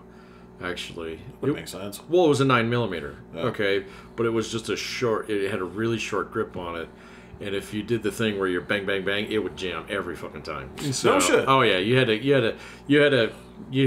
take it easy on that one. So because it had a little itty bitty barrel that would kick, so in there, and it would get misaligned, and the next round would get jammed. So you have to re-rack it. So it wasn't a huge deal. It was just. It was like, nah, I don't like this gun. I'm going to sell it. That thing seems like a problem. That seems like a thing that you could hide very easily. Well, that was the idea. It was a concealed carry gun. Yeah. So it was designed for carry. So you're only supposed to shoot the guy once. So, you know, so... But yeah, no, she's got other problems than that. I mean, I don't think anybody buys her as being a serious gun That owner. wasn't the thing that I hung my opinion on. I say like, nah, you know what, I'm out. All right. No, that was just another one of those. And again, the fact that they were editing the 60-minute videos and... Oh, and got busted doing it? It was hilarious. Jesus so, Christ. Yeah. I mean, is that surprising, though? See, the thing that I found surprising is there's actually an insider at CBS that blew the whistle on that. So... Well, no, I mean, it wasn't just blowing the whistle. The video that came out first was the preview. Yeah, I know. Yeah. And then it was the one that they posted that was they didn't need a whistleblower. It's like there was one. Well, again, that doesn't surprise me, but I mean, it's like, here it is. There was one. So, you know, that it actually, like, I found that a little bit like, okay, all right, so not everybody who's in this media complex is no, there are defectors. There are, the scenes, and there's more of them than you know I would expect at this point. There is a resistance in the election cycle. Well, I don't like that word. That one's been so corrupted. So it's right up there with reckoning. As far as I'm concerned, when you're dealing with like 95% figures, well, actually, I'd say it's about like 88. In terms of lack of diversity in worldview, then yes, I consider that a small resistance. Yeah, no, fair enough. So, but that being said, I'd like to call it the rebellion. You're welcome to. The resistance was what people did. What people in that group did to Donald Trump for 5 years. So I'm not keen. All right, on fine. This is. We think the same thing. Our semantics differ. That's fine. I think our feelings toward it are the same, but. No, well, and the viewership on it's awful. So well, Biden ran his show at the same time hers. Well, it doesn't even matter, man. I mean, in her viewership, what does she do this week? She goes on that. She goes on Colbert. She goes on The View. So it's like nobody watches that shit who's not going to vote for you. Right. So what are you doing?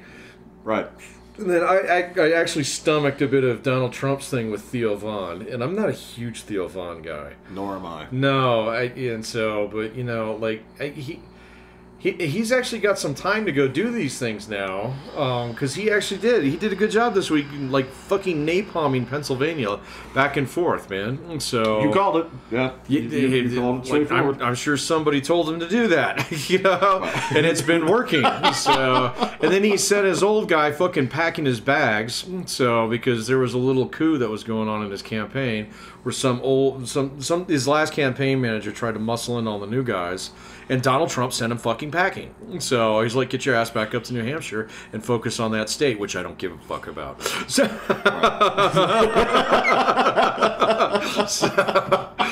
that guy got told to go pound sand. And so, I think if he does win, we're going to have a very different administration than we had before.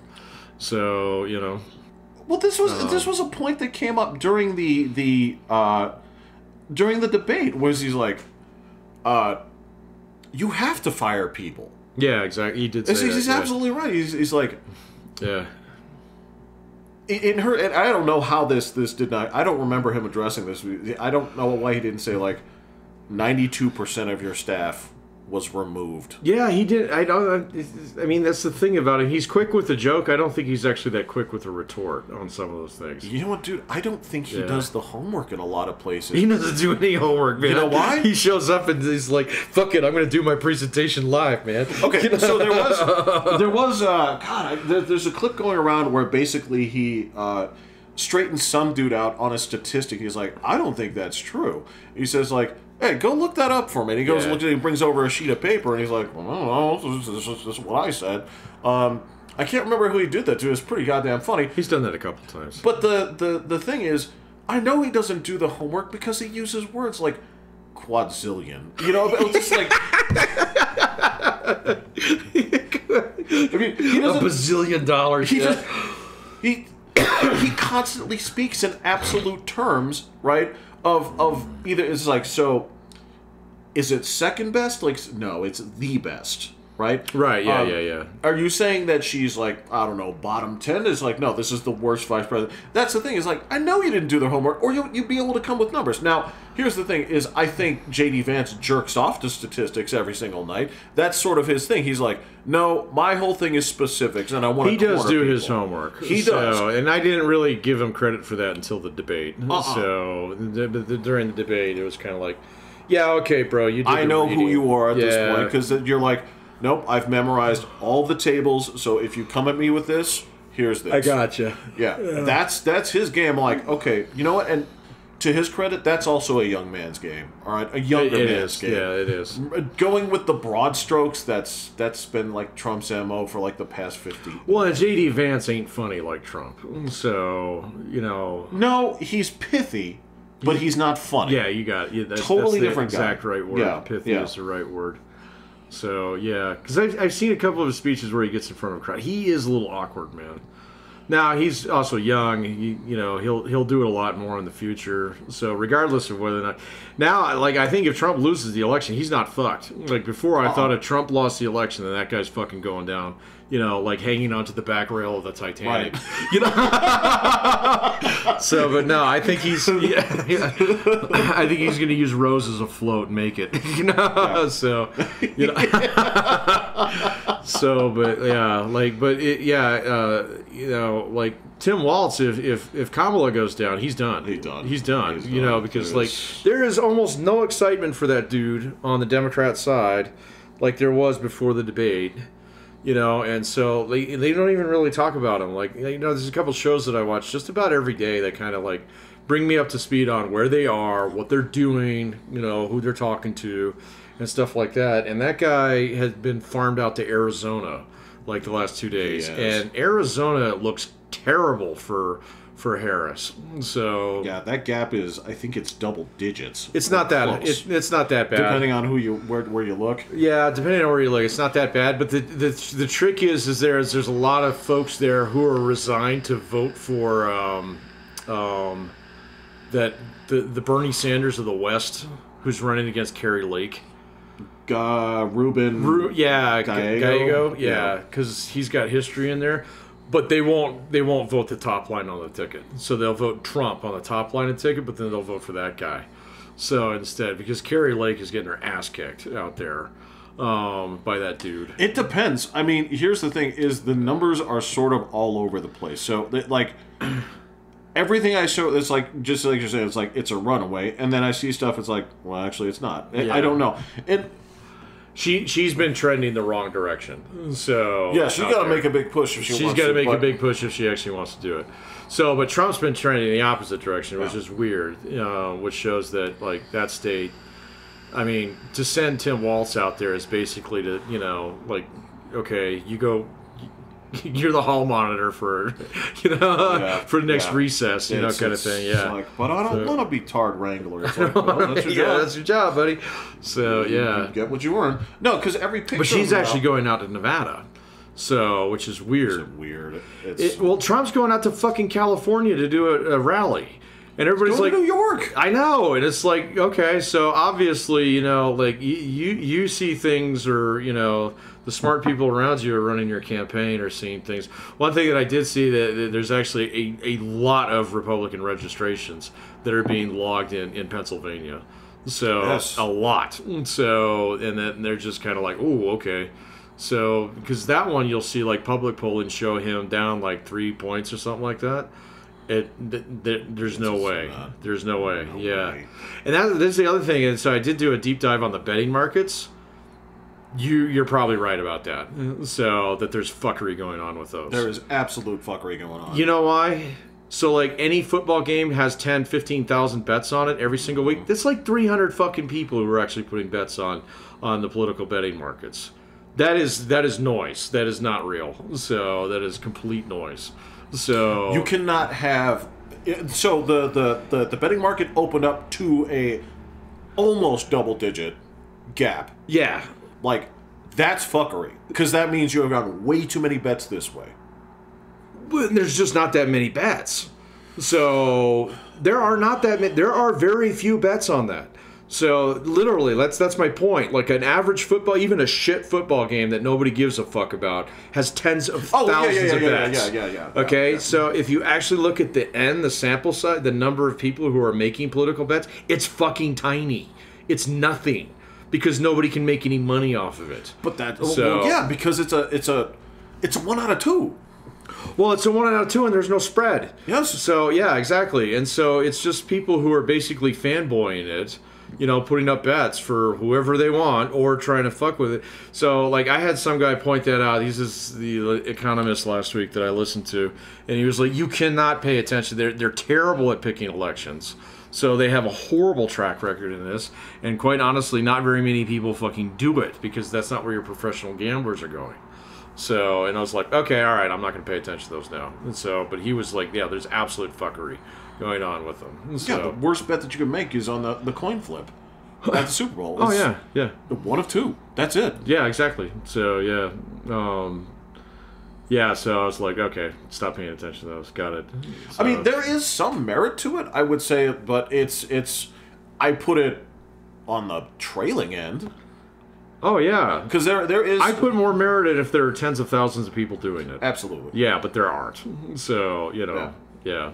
So. But yeah, I know it's sort of a weird thing, and I mean this is the same stuff where I've been seeing polls, they're still all over the place, and that's where you get into like these polls, and the insider polls, and blah blah blah blah. I mean, because the last one I showed Michigan, in Trump's hands, fucking no way. That one is going to be I think that one is going to be close because it's Michigan. There's a series of people there that like. Don't be thinking about that like Dearborn where there's a bunch of Muslims. It's not a big community. It's tiny. No. So it's like smaller than fucking Pueblo. So, I'm talking about like in certain states, like Michigan, there are some people. There are like some deep-rooted like. We are this. Oh, we yeah, will absolutely. Always Yeah, vote yeah, this. yeah. And this goes back 100 years. Yeah, generations. My dad voted Democrat. My grandpa voted Democrat. And no amount of anything will ever change that. You know, so it's like I see that one being way closer than some of the other ones. That one's looking pretty close. The one that's actually like trending Republican so the Insider Baseball this week, some Democrats are freaking out about this because they actually did leak an internal poll. Yes, they did. From that Senate campaign Yeah. there. And it showed it was bad. And so it was like there was a whole bunch of people who are going to show up and vote for the senator, but not going to vote for Kamala Harris. So, and that's what's happening, man. There's actually a pretty decent chance. And I don't know how much of a chance it is, but it's like I'm hearing this more amongst the pundits that I pay attention to, that the Republicans are actually going to have trouble with the Senate. So, because there's a lot of people who are like, well, you know, fuck Harris, but I'll go vote blue on my senator line. So to balance that out. We've been pretty good about maintaining some obstruction within the system. Just, I think, organically. I think there's something natural about it. There is. Yeah. Because, I mean, the last time we put all our eggs in that basket, right, we said, all right, we need to basically close the book on this Bush era, right? And we totally did that. And you remember what happened? Oh man, it was fucking bananas for like a year and a half. Nothing. The answer is not shit. That's correct. Yeah, everybody said, "Oh, this is our chance to finally get like, you know, single payer health care, and it's time to like fucking, you know, run some of these bankers through the ringer." And none of that happened. When he had a 60 vote majority and he had a filibuster proof vote in the Senate, and fuck everybody and their dog started throwing up weird shit that was never going to get passed. And then you couldn't get 60 senators to actually vote on something that they've been harping on. I mean, Ted Kennedy was dead, okay? And they were like, hey, man, this is a great legacy for him, you know? And they couldn't even do it. So, that was nuts. You know, and meanwhile, you let the Republicans have a 60 vote majority and fucking we attack all the things. So, that's the thing that's hilarious, man. So, I mean, you know, it boggles the mind. You know, like the Ukraine thing is just, like I've heard a couple guys point this thing out. And it was like, you know, if the Republicans had actually beaten Joe Biden to that line, it would be completely backwards right now. So he just said it first.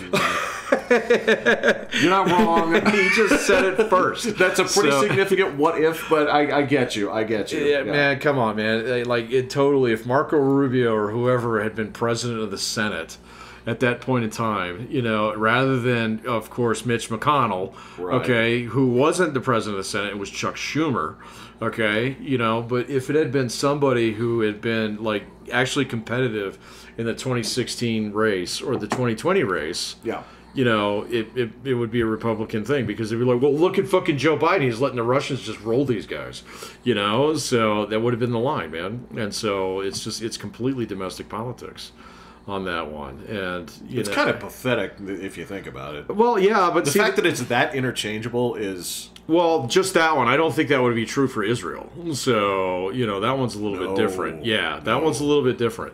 You know that one actually does have kind of this weird ideological cut line. But you know, if a Republican president had been in power, like even Donald Trump, if he had been in power and he had not immediately backed Israel, which of course he would have. Okay, but if he had hesitated about that, then of course the Democrats would have jumped on that. Right. So gotten all their Jewish friends, you know, and then we wouldn't have this weird split in the Democratic Party right now. No, because they'd have had to kick out the Palestine guys. They would have to have kicked out the Palestine guys. Yeah, so exactly. So this is they still have to do it, man. God. They're not going to be able to actually maintain anything over the next couple of years if they don't get rid of those those like really loud communists. You know, which is what they are. They're not actually interested in Palestine. So I know, man. No, you look. All right, fuck it. You call them out for what they were. There's an underroot of anti-workers, and they will glom onto whatever cause keeps them out of the job long enough. right? That's right. They'd rather shout at people on Twitter than get a job. So now I go ahead and combine that with one other thing. I consider these people, right? The thing that I see in these people are they are people that also like to be in a group because they like to bully people. Oh, definitely. Yeah, they're definitely. Yeah, there's a bully class there that has kind of gone under the radar when Donald Trump was actually in because like we had the MAGA bully.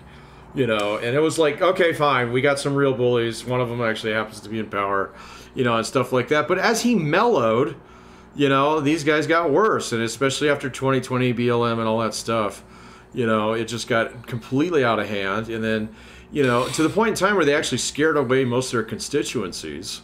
So I think Charlottesville did a pretty good job of that. Charlottesville did. There were people like, I don't want to associate with people like that. There were definitely that in Charlottesville, but Charlottesville had a little bit of both of it because it actually drove out some of the weirdos from the Republican Party too. Well, that's what I'm saying. Oh, okay. I'm talking about the other side. That's this is the same thing where it's another South Park episode. It's like, well, whoever the Klan endorses is going to lose. So, well, and they did a pretty good job of actually driving out a lot of the Tiki Torch Nazis. So you haven't heard that in a long time. No, man. because the last one, dude. The ones that come up now, it's like this is as fed as it gets. Well, and January 6th absolutely broke the Proud Boys, so that one's done. Either by law or by association. Yeah. Well, yeah, when you bring a shitload of guns and park in a hotel across the street and then they bust you, that's, and then, you get a whole bunch of people who are basically waving American flags and got maced because you don't break windows on weekend where you're not invited, but it's still at the same point in time, it was like, it's easy to kind of forgive those guys in some respects, but the fucking Proud Boys are still in a goddamn jail. Yes. So, which is where they belong, so. Look, I don't stand up for those guys. No, I don't think, here's the thing is, not doing that. I don't, obviously, like, well, I think a lot of people in that were fucking railroaded, and I still do. Yeah, a lot of them are going to get out of it. So I mean, that being said... well, I mean, they even let the one guy go, didn't they? Who, the shaman? Yeah, he's out. He's out. Yeah, he's out. Dude, that guy had no... But anyway, all right, see, this is the thing, is... I think, in hindsight, right... The absolute vitriol that they went after these particular guys, right? Look, there's no denying that that crowd, okay? There were troublemakers in that crowd. Definitely. You and I both know that. You're more ardent about it. I think a lot of them are just fucking losers. But well, I think a lot of them were tourists. So, well, tourists, but I mean, here's the like, thing. oh, we're going to the Capitol? All right, let's go to the Capitol. You wouldn't be there at the Trump thing on a loss, right? If there wasn't some kind of like belly fire that you had. That's true. That's a good point. Because otherwise you'd be like, all right, well, I saw this for about 5 minutes. This is fucking boring. I'm going to go see something else, right? Well, either that or like it's like, wait a minute, those guys are breaking windows. Fuck this. I don't want anything to do with this. Exactly. Yeah, exactly. And most people did that. So. And one of the things that I think happened as a result of this is actually kind of like a backfire because you took some of those troublemaking elements that would make Donald Trump look bad if they were out there causing shit, right? And you took them out of the game. Well, you took them out of the game, and you made them like they are definitely reluctant to show up at current things because he's got like cops, firefighters, all kinds of shit there now. Like and I mean, if you show up and if you're a psychopath, who wants to burn the whole fucking thing down, you're the guy on the top of the roof over there that they're going to be, hey, there's a guy over there. Yeah, exactly. Yeah. And so it's gotten a lot more normie in that sense. Which is a good thing, and the Democrats have to go through that process too, man, because what January 6th did by purging the Republican Party of, like, the weirdos, I mean... You did them a favor. You kind of did them a favor, but you also highlighted the weirdos that were still around from BLM and, that you didn't clean up. And it's really telling when those individual communities that got torn to pieces, over this, like, absolutely turned their backs on you, And I tell you, it didn't happen. This is like, what are you talking about, Minnesota? All that happened, people burned down a Wendy's. Like, you ask people who were there, they do not say that, So, and that's the thing about, like, Walz that, like, I can't believe that, I still can't believe that she picked him. You know, just because of that, more so than anything else. I mean, and Donald Trump's been, and even all the Republicans, even J.D. Vance during the debate was kind of light on him on that stuff. Yeah. You know, I mean, you could really nail him on some of that stuff if you go back and look at what he was saying at the time. And even though that whole thing about George Floyd, the video that like refuted the whole, that turned out to be also bullshit. The one part of it that wasn't bullshit was the fact that Walz actually was like, well, you know, we need to sort this out as a community.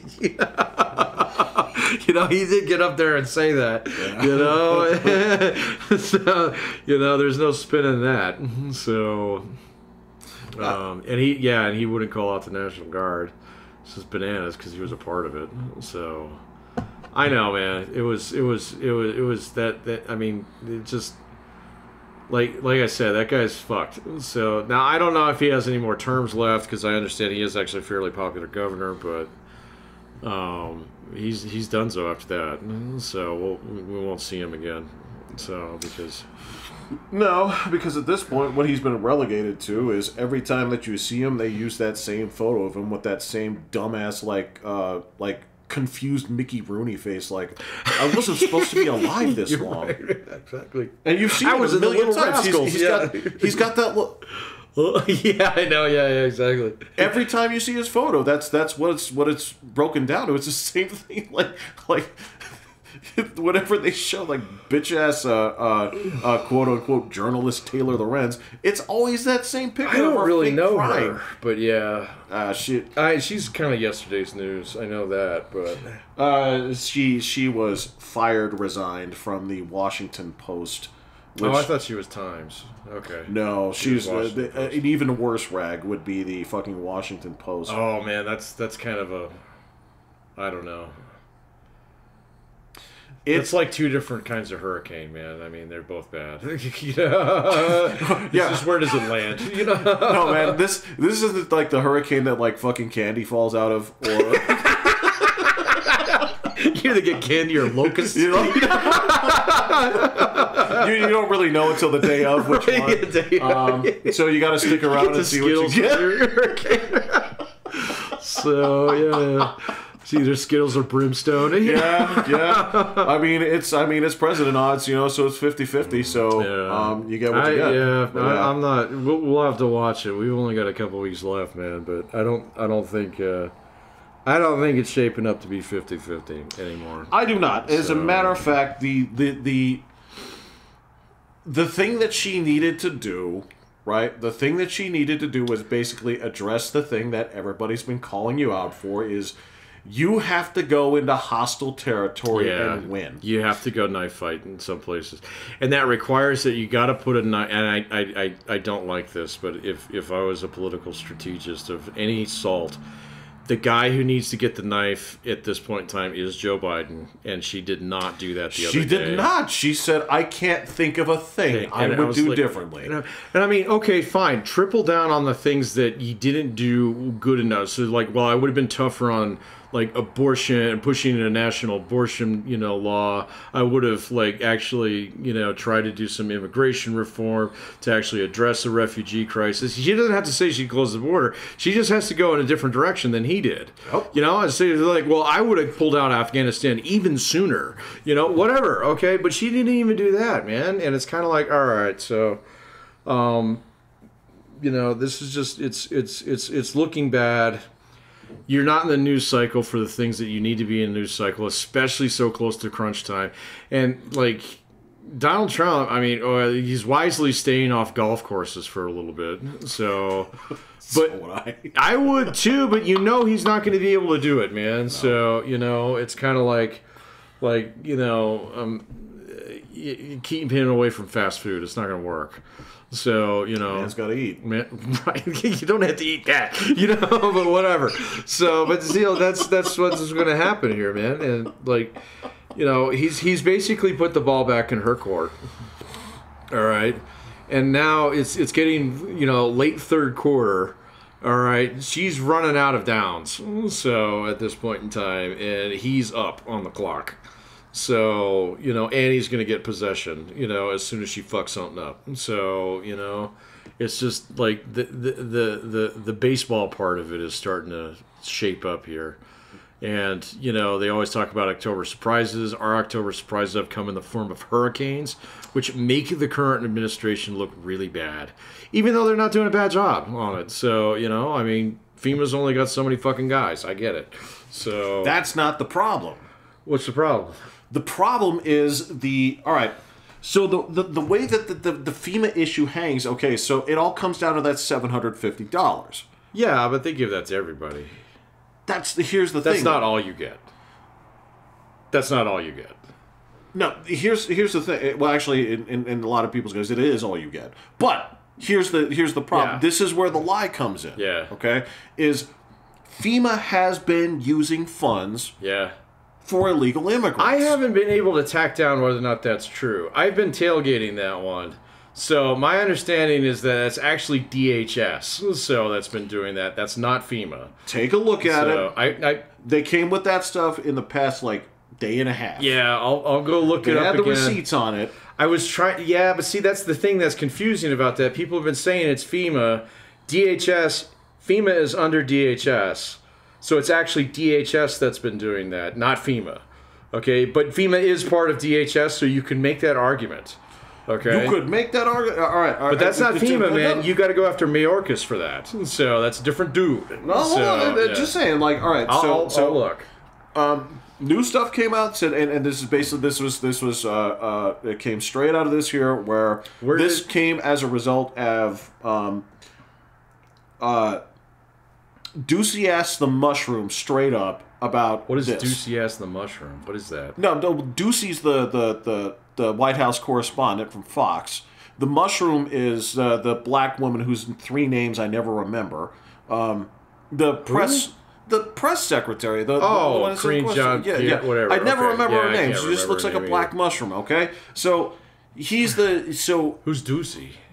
That is the correspondent from Fox. Yeah, I don't know. He's the White House correspondent from Fox. Okay, and I don't watch those things. So well, this is the thing is. He called her out on it directly, right? She said, she just like, that's disinformation. That's never happened, okay? He produced the results on it. He's just like, here, right here. Okay. So that was, I think, yesterday. All right, so here's the thing is, that's been, if you say, like, we don't have more to give, okay, because it's being spent on goddamn illegal immigrants, okay? Look, it's just everybody knows she's a shit show where that comes from. Okay, this is just another thing where Harris or yes. Oh, okay. Yeah, I don't think issue. She has anything to do with that, but this Joe Biden's still in charge, so right. But she wouldn't do anything differently. Well, she said that yesterday.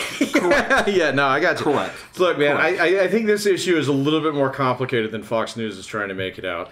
So the $750, everybody fucking gets that. That's not all that you get. Okay? That gets you, like, lodging, food, clothes, if your house is wiped out immediately. This is the exact same shit that went on with Miami. Maui. Those people have gotten hundreds of thousands of dollars. Okay? So the $750 was to get you something in your belly today. That has been a long-standing policy. That goes back to Katrina, okay? And they do that all the time, all right? But then they say, oh, well, we only give $750 to victims, and then, you know, we send a shitload of money overseas and blah, blah. That's not necessarily true, man. They give you $750 right off the bat. They don't tell you to go fuck yourself after that. No. They say come back, apply, because, you know, if your house got wiped out, okay, there's a lot more funds there, okay? Yeah. And these are earmarked, and they are specially set aside to actually handle these things. I don't think they can actually touch those to give money to Denver to pay for hotel rooms in Arapahoe. I think that's a different program. No. It wasn't about going to hotel rooms in Arapahoe. It was about setting up camps to house migrants. That might be true. That's the thing, is basically establishing places for this. But is that FEMA or is that the border security? Is that... It was specifically diverted from FEMA. It was ordered to come from there. Yeah. Now, again... Did they fill the pot back up? See, and this is why this is one that's really tricky, man. And so that's why I was trying to look at it because... What comes up filling about... Yeah. But if you're spending it there... Yeah. When you say filling the pot back up, who are you filling it up from again? Well, Congress. So... Yeah, I mean, we're not talking about like fucking $800 billion here. So, I mean, they can shake the couch cushions and that money comes out, depending on how much it is. I don't know how much it is. Yeah. All right, so, you know, but if it's like, because what I heard was it was like a 32 or $35 billion fund. Okay, that's nothing, man. That's like fucking 2 F-22s. Okay, so, I mean, that's just a matter of, like, you know, authorizing additional money to go back into that to fill that up because we spent it on camps. I don't know. So, and something tells me that Fox didn't exactly do their fucking homework on that either. So... No, I bet you they did their homework. I'll bet you they're selective about what they released. Okay. I think we can agree on that, man. Yeah. So especially if he gives him a chance to sing Green Jean-Pierre or whatever. Because I think I know which guy you're talking about. Now, I didn't know his name was Ducey, though. I remember him because he's got a funny name and a dumb look on his face. Okay, he's the guy that I'm thinking of. Yeah. And he sits next He's got a very John Arbuckle look. He does, and he sits next to the curly-haired poodle girl who also gets all of her questions shut down. Oh, I don't know her. I don't know her either, but when you watch this, and basically I never watched that, man. So well, every single one ends the same way. He asks a question, she says, "Bye, everyone." She says, okay. It's fucking ridiculous. So do you use this to farm like engagement on Twitter? He's got a job. Do you? Do me? Is that why you watch that? No. Oh, okay. No. All right, I was just curious. No, because that I find when it comes down to, like, I have a lot of criticisms about this administration, but the biggest one is actually it's not necessarily them. It's their accomplices in the media who have let them get away with so fucking much. Yeah, in terms of that is what makes me sick is these press conferences where they walk off like babies all the time. Yeah. Ridiculous. The fact that Joe Biden spent 3 years, as soon as he got questioned, even if he took any questions, if he took one, he'd turn around and leave. Press is like, that's fine. Yeah, no. That's pretty inexcusable. Harris has been doing the same thing. She's been walking around with fucking unplugged headphones, right? And doing all this other and never taking questions, right? Yeah. Totally fine, right? Yeah, it's just not going to work, Absurd. man. Yeah, it's not going to work. I think, and that's why, some of the outlets that I've been watching, if you ask anybody who's like somewhat a normie, they're like, well, they think we're all idiots. So, stop that. Yes. And we're going to show them that we're not idiots come November 5th, and we actually still drive this country. Not you. Yeah, and so the whole, when it comes down to it, it's like, hey, aren't you surprised that does Robert Downey Jr. endorsing Kamala move your needle at all? It's like, no, that guy's an idiot, and he's going to make a terrible Dr. Doom. Because it's like whatever celebrity comes out, does that move your needle? It's like, no, just not. No, my daughter likes Taylor Swift. I could care less what her political leanings are. Well, it doesn't. And my daughter can't vote. Haha. It's like, I'm not really too keen on this. I'm not. Frankly, none of you are subject matter experts.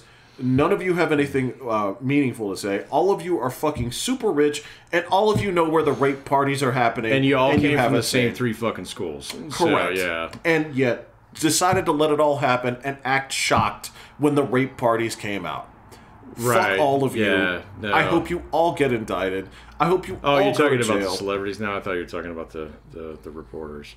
Oh, no, I'm Sorry, talking man, about the celebrities now. It's just when you come out there and say, like, well, I'll look at all these celebrities at sports, like, fuck all of you. Yeah, all of you. All of you. I can't stand it. There's nothing respectable about any of you.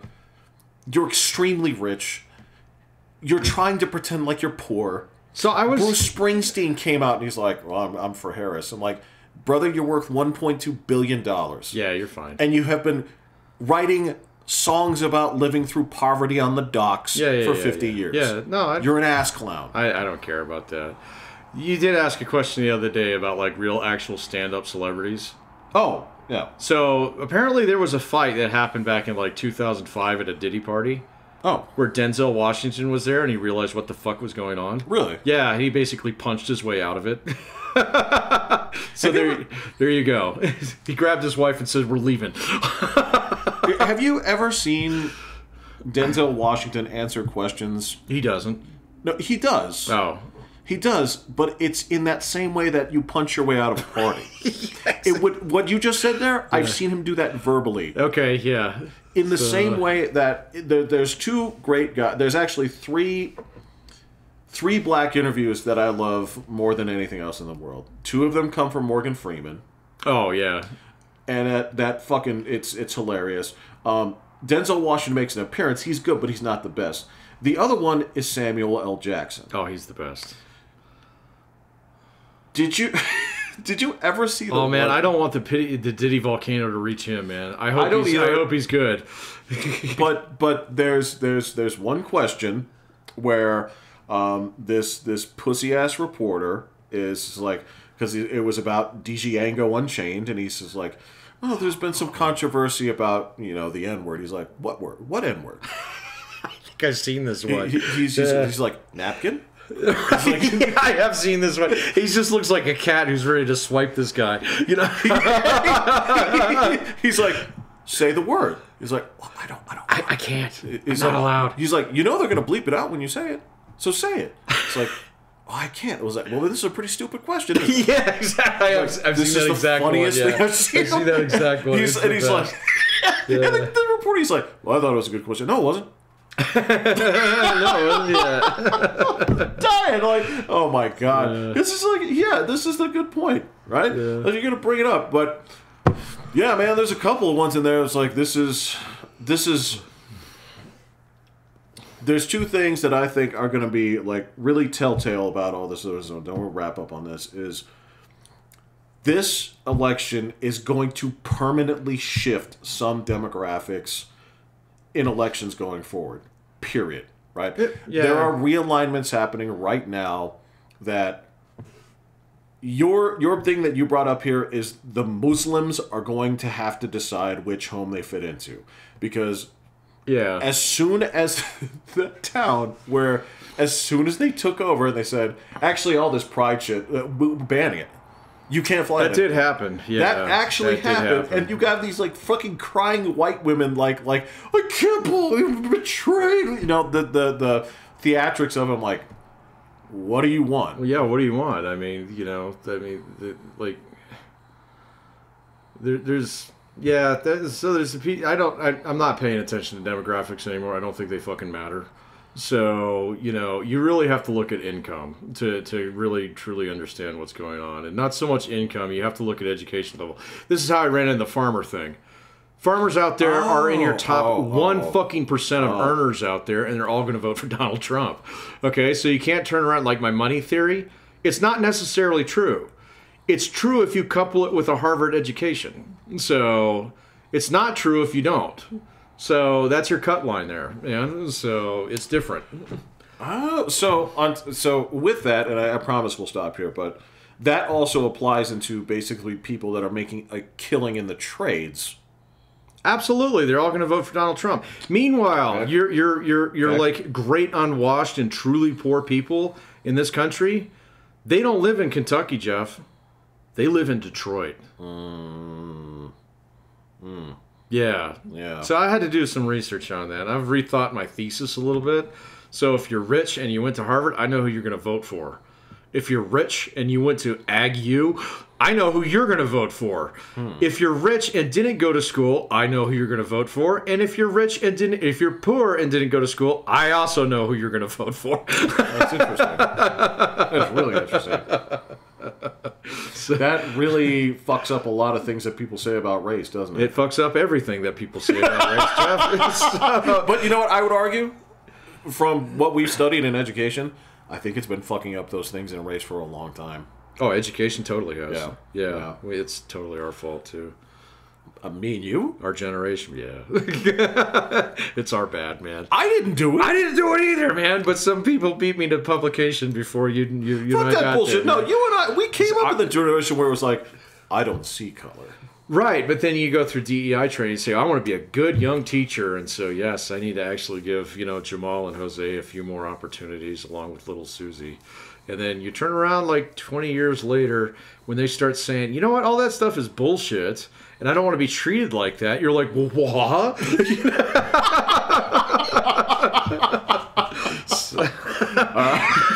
I've gone through 20 years of in-services to learn this shit, man. Right, anyway. Right. Well, okay. All right, rant over. Yep. All right, we're done. We're done. Yeah. Good luck, Florida. Yeah. Hurricane the hell out of that hurricane. Absolutely. Florida the hell out of that hurricane. You do that. You do that. I'm Pat. I'm Jeffrey. Dunzo. Bye-bye.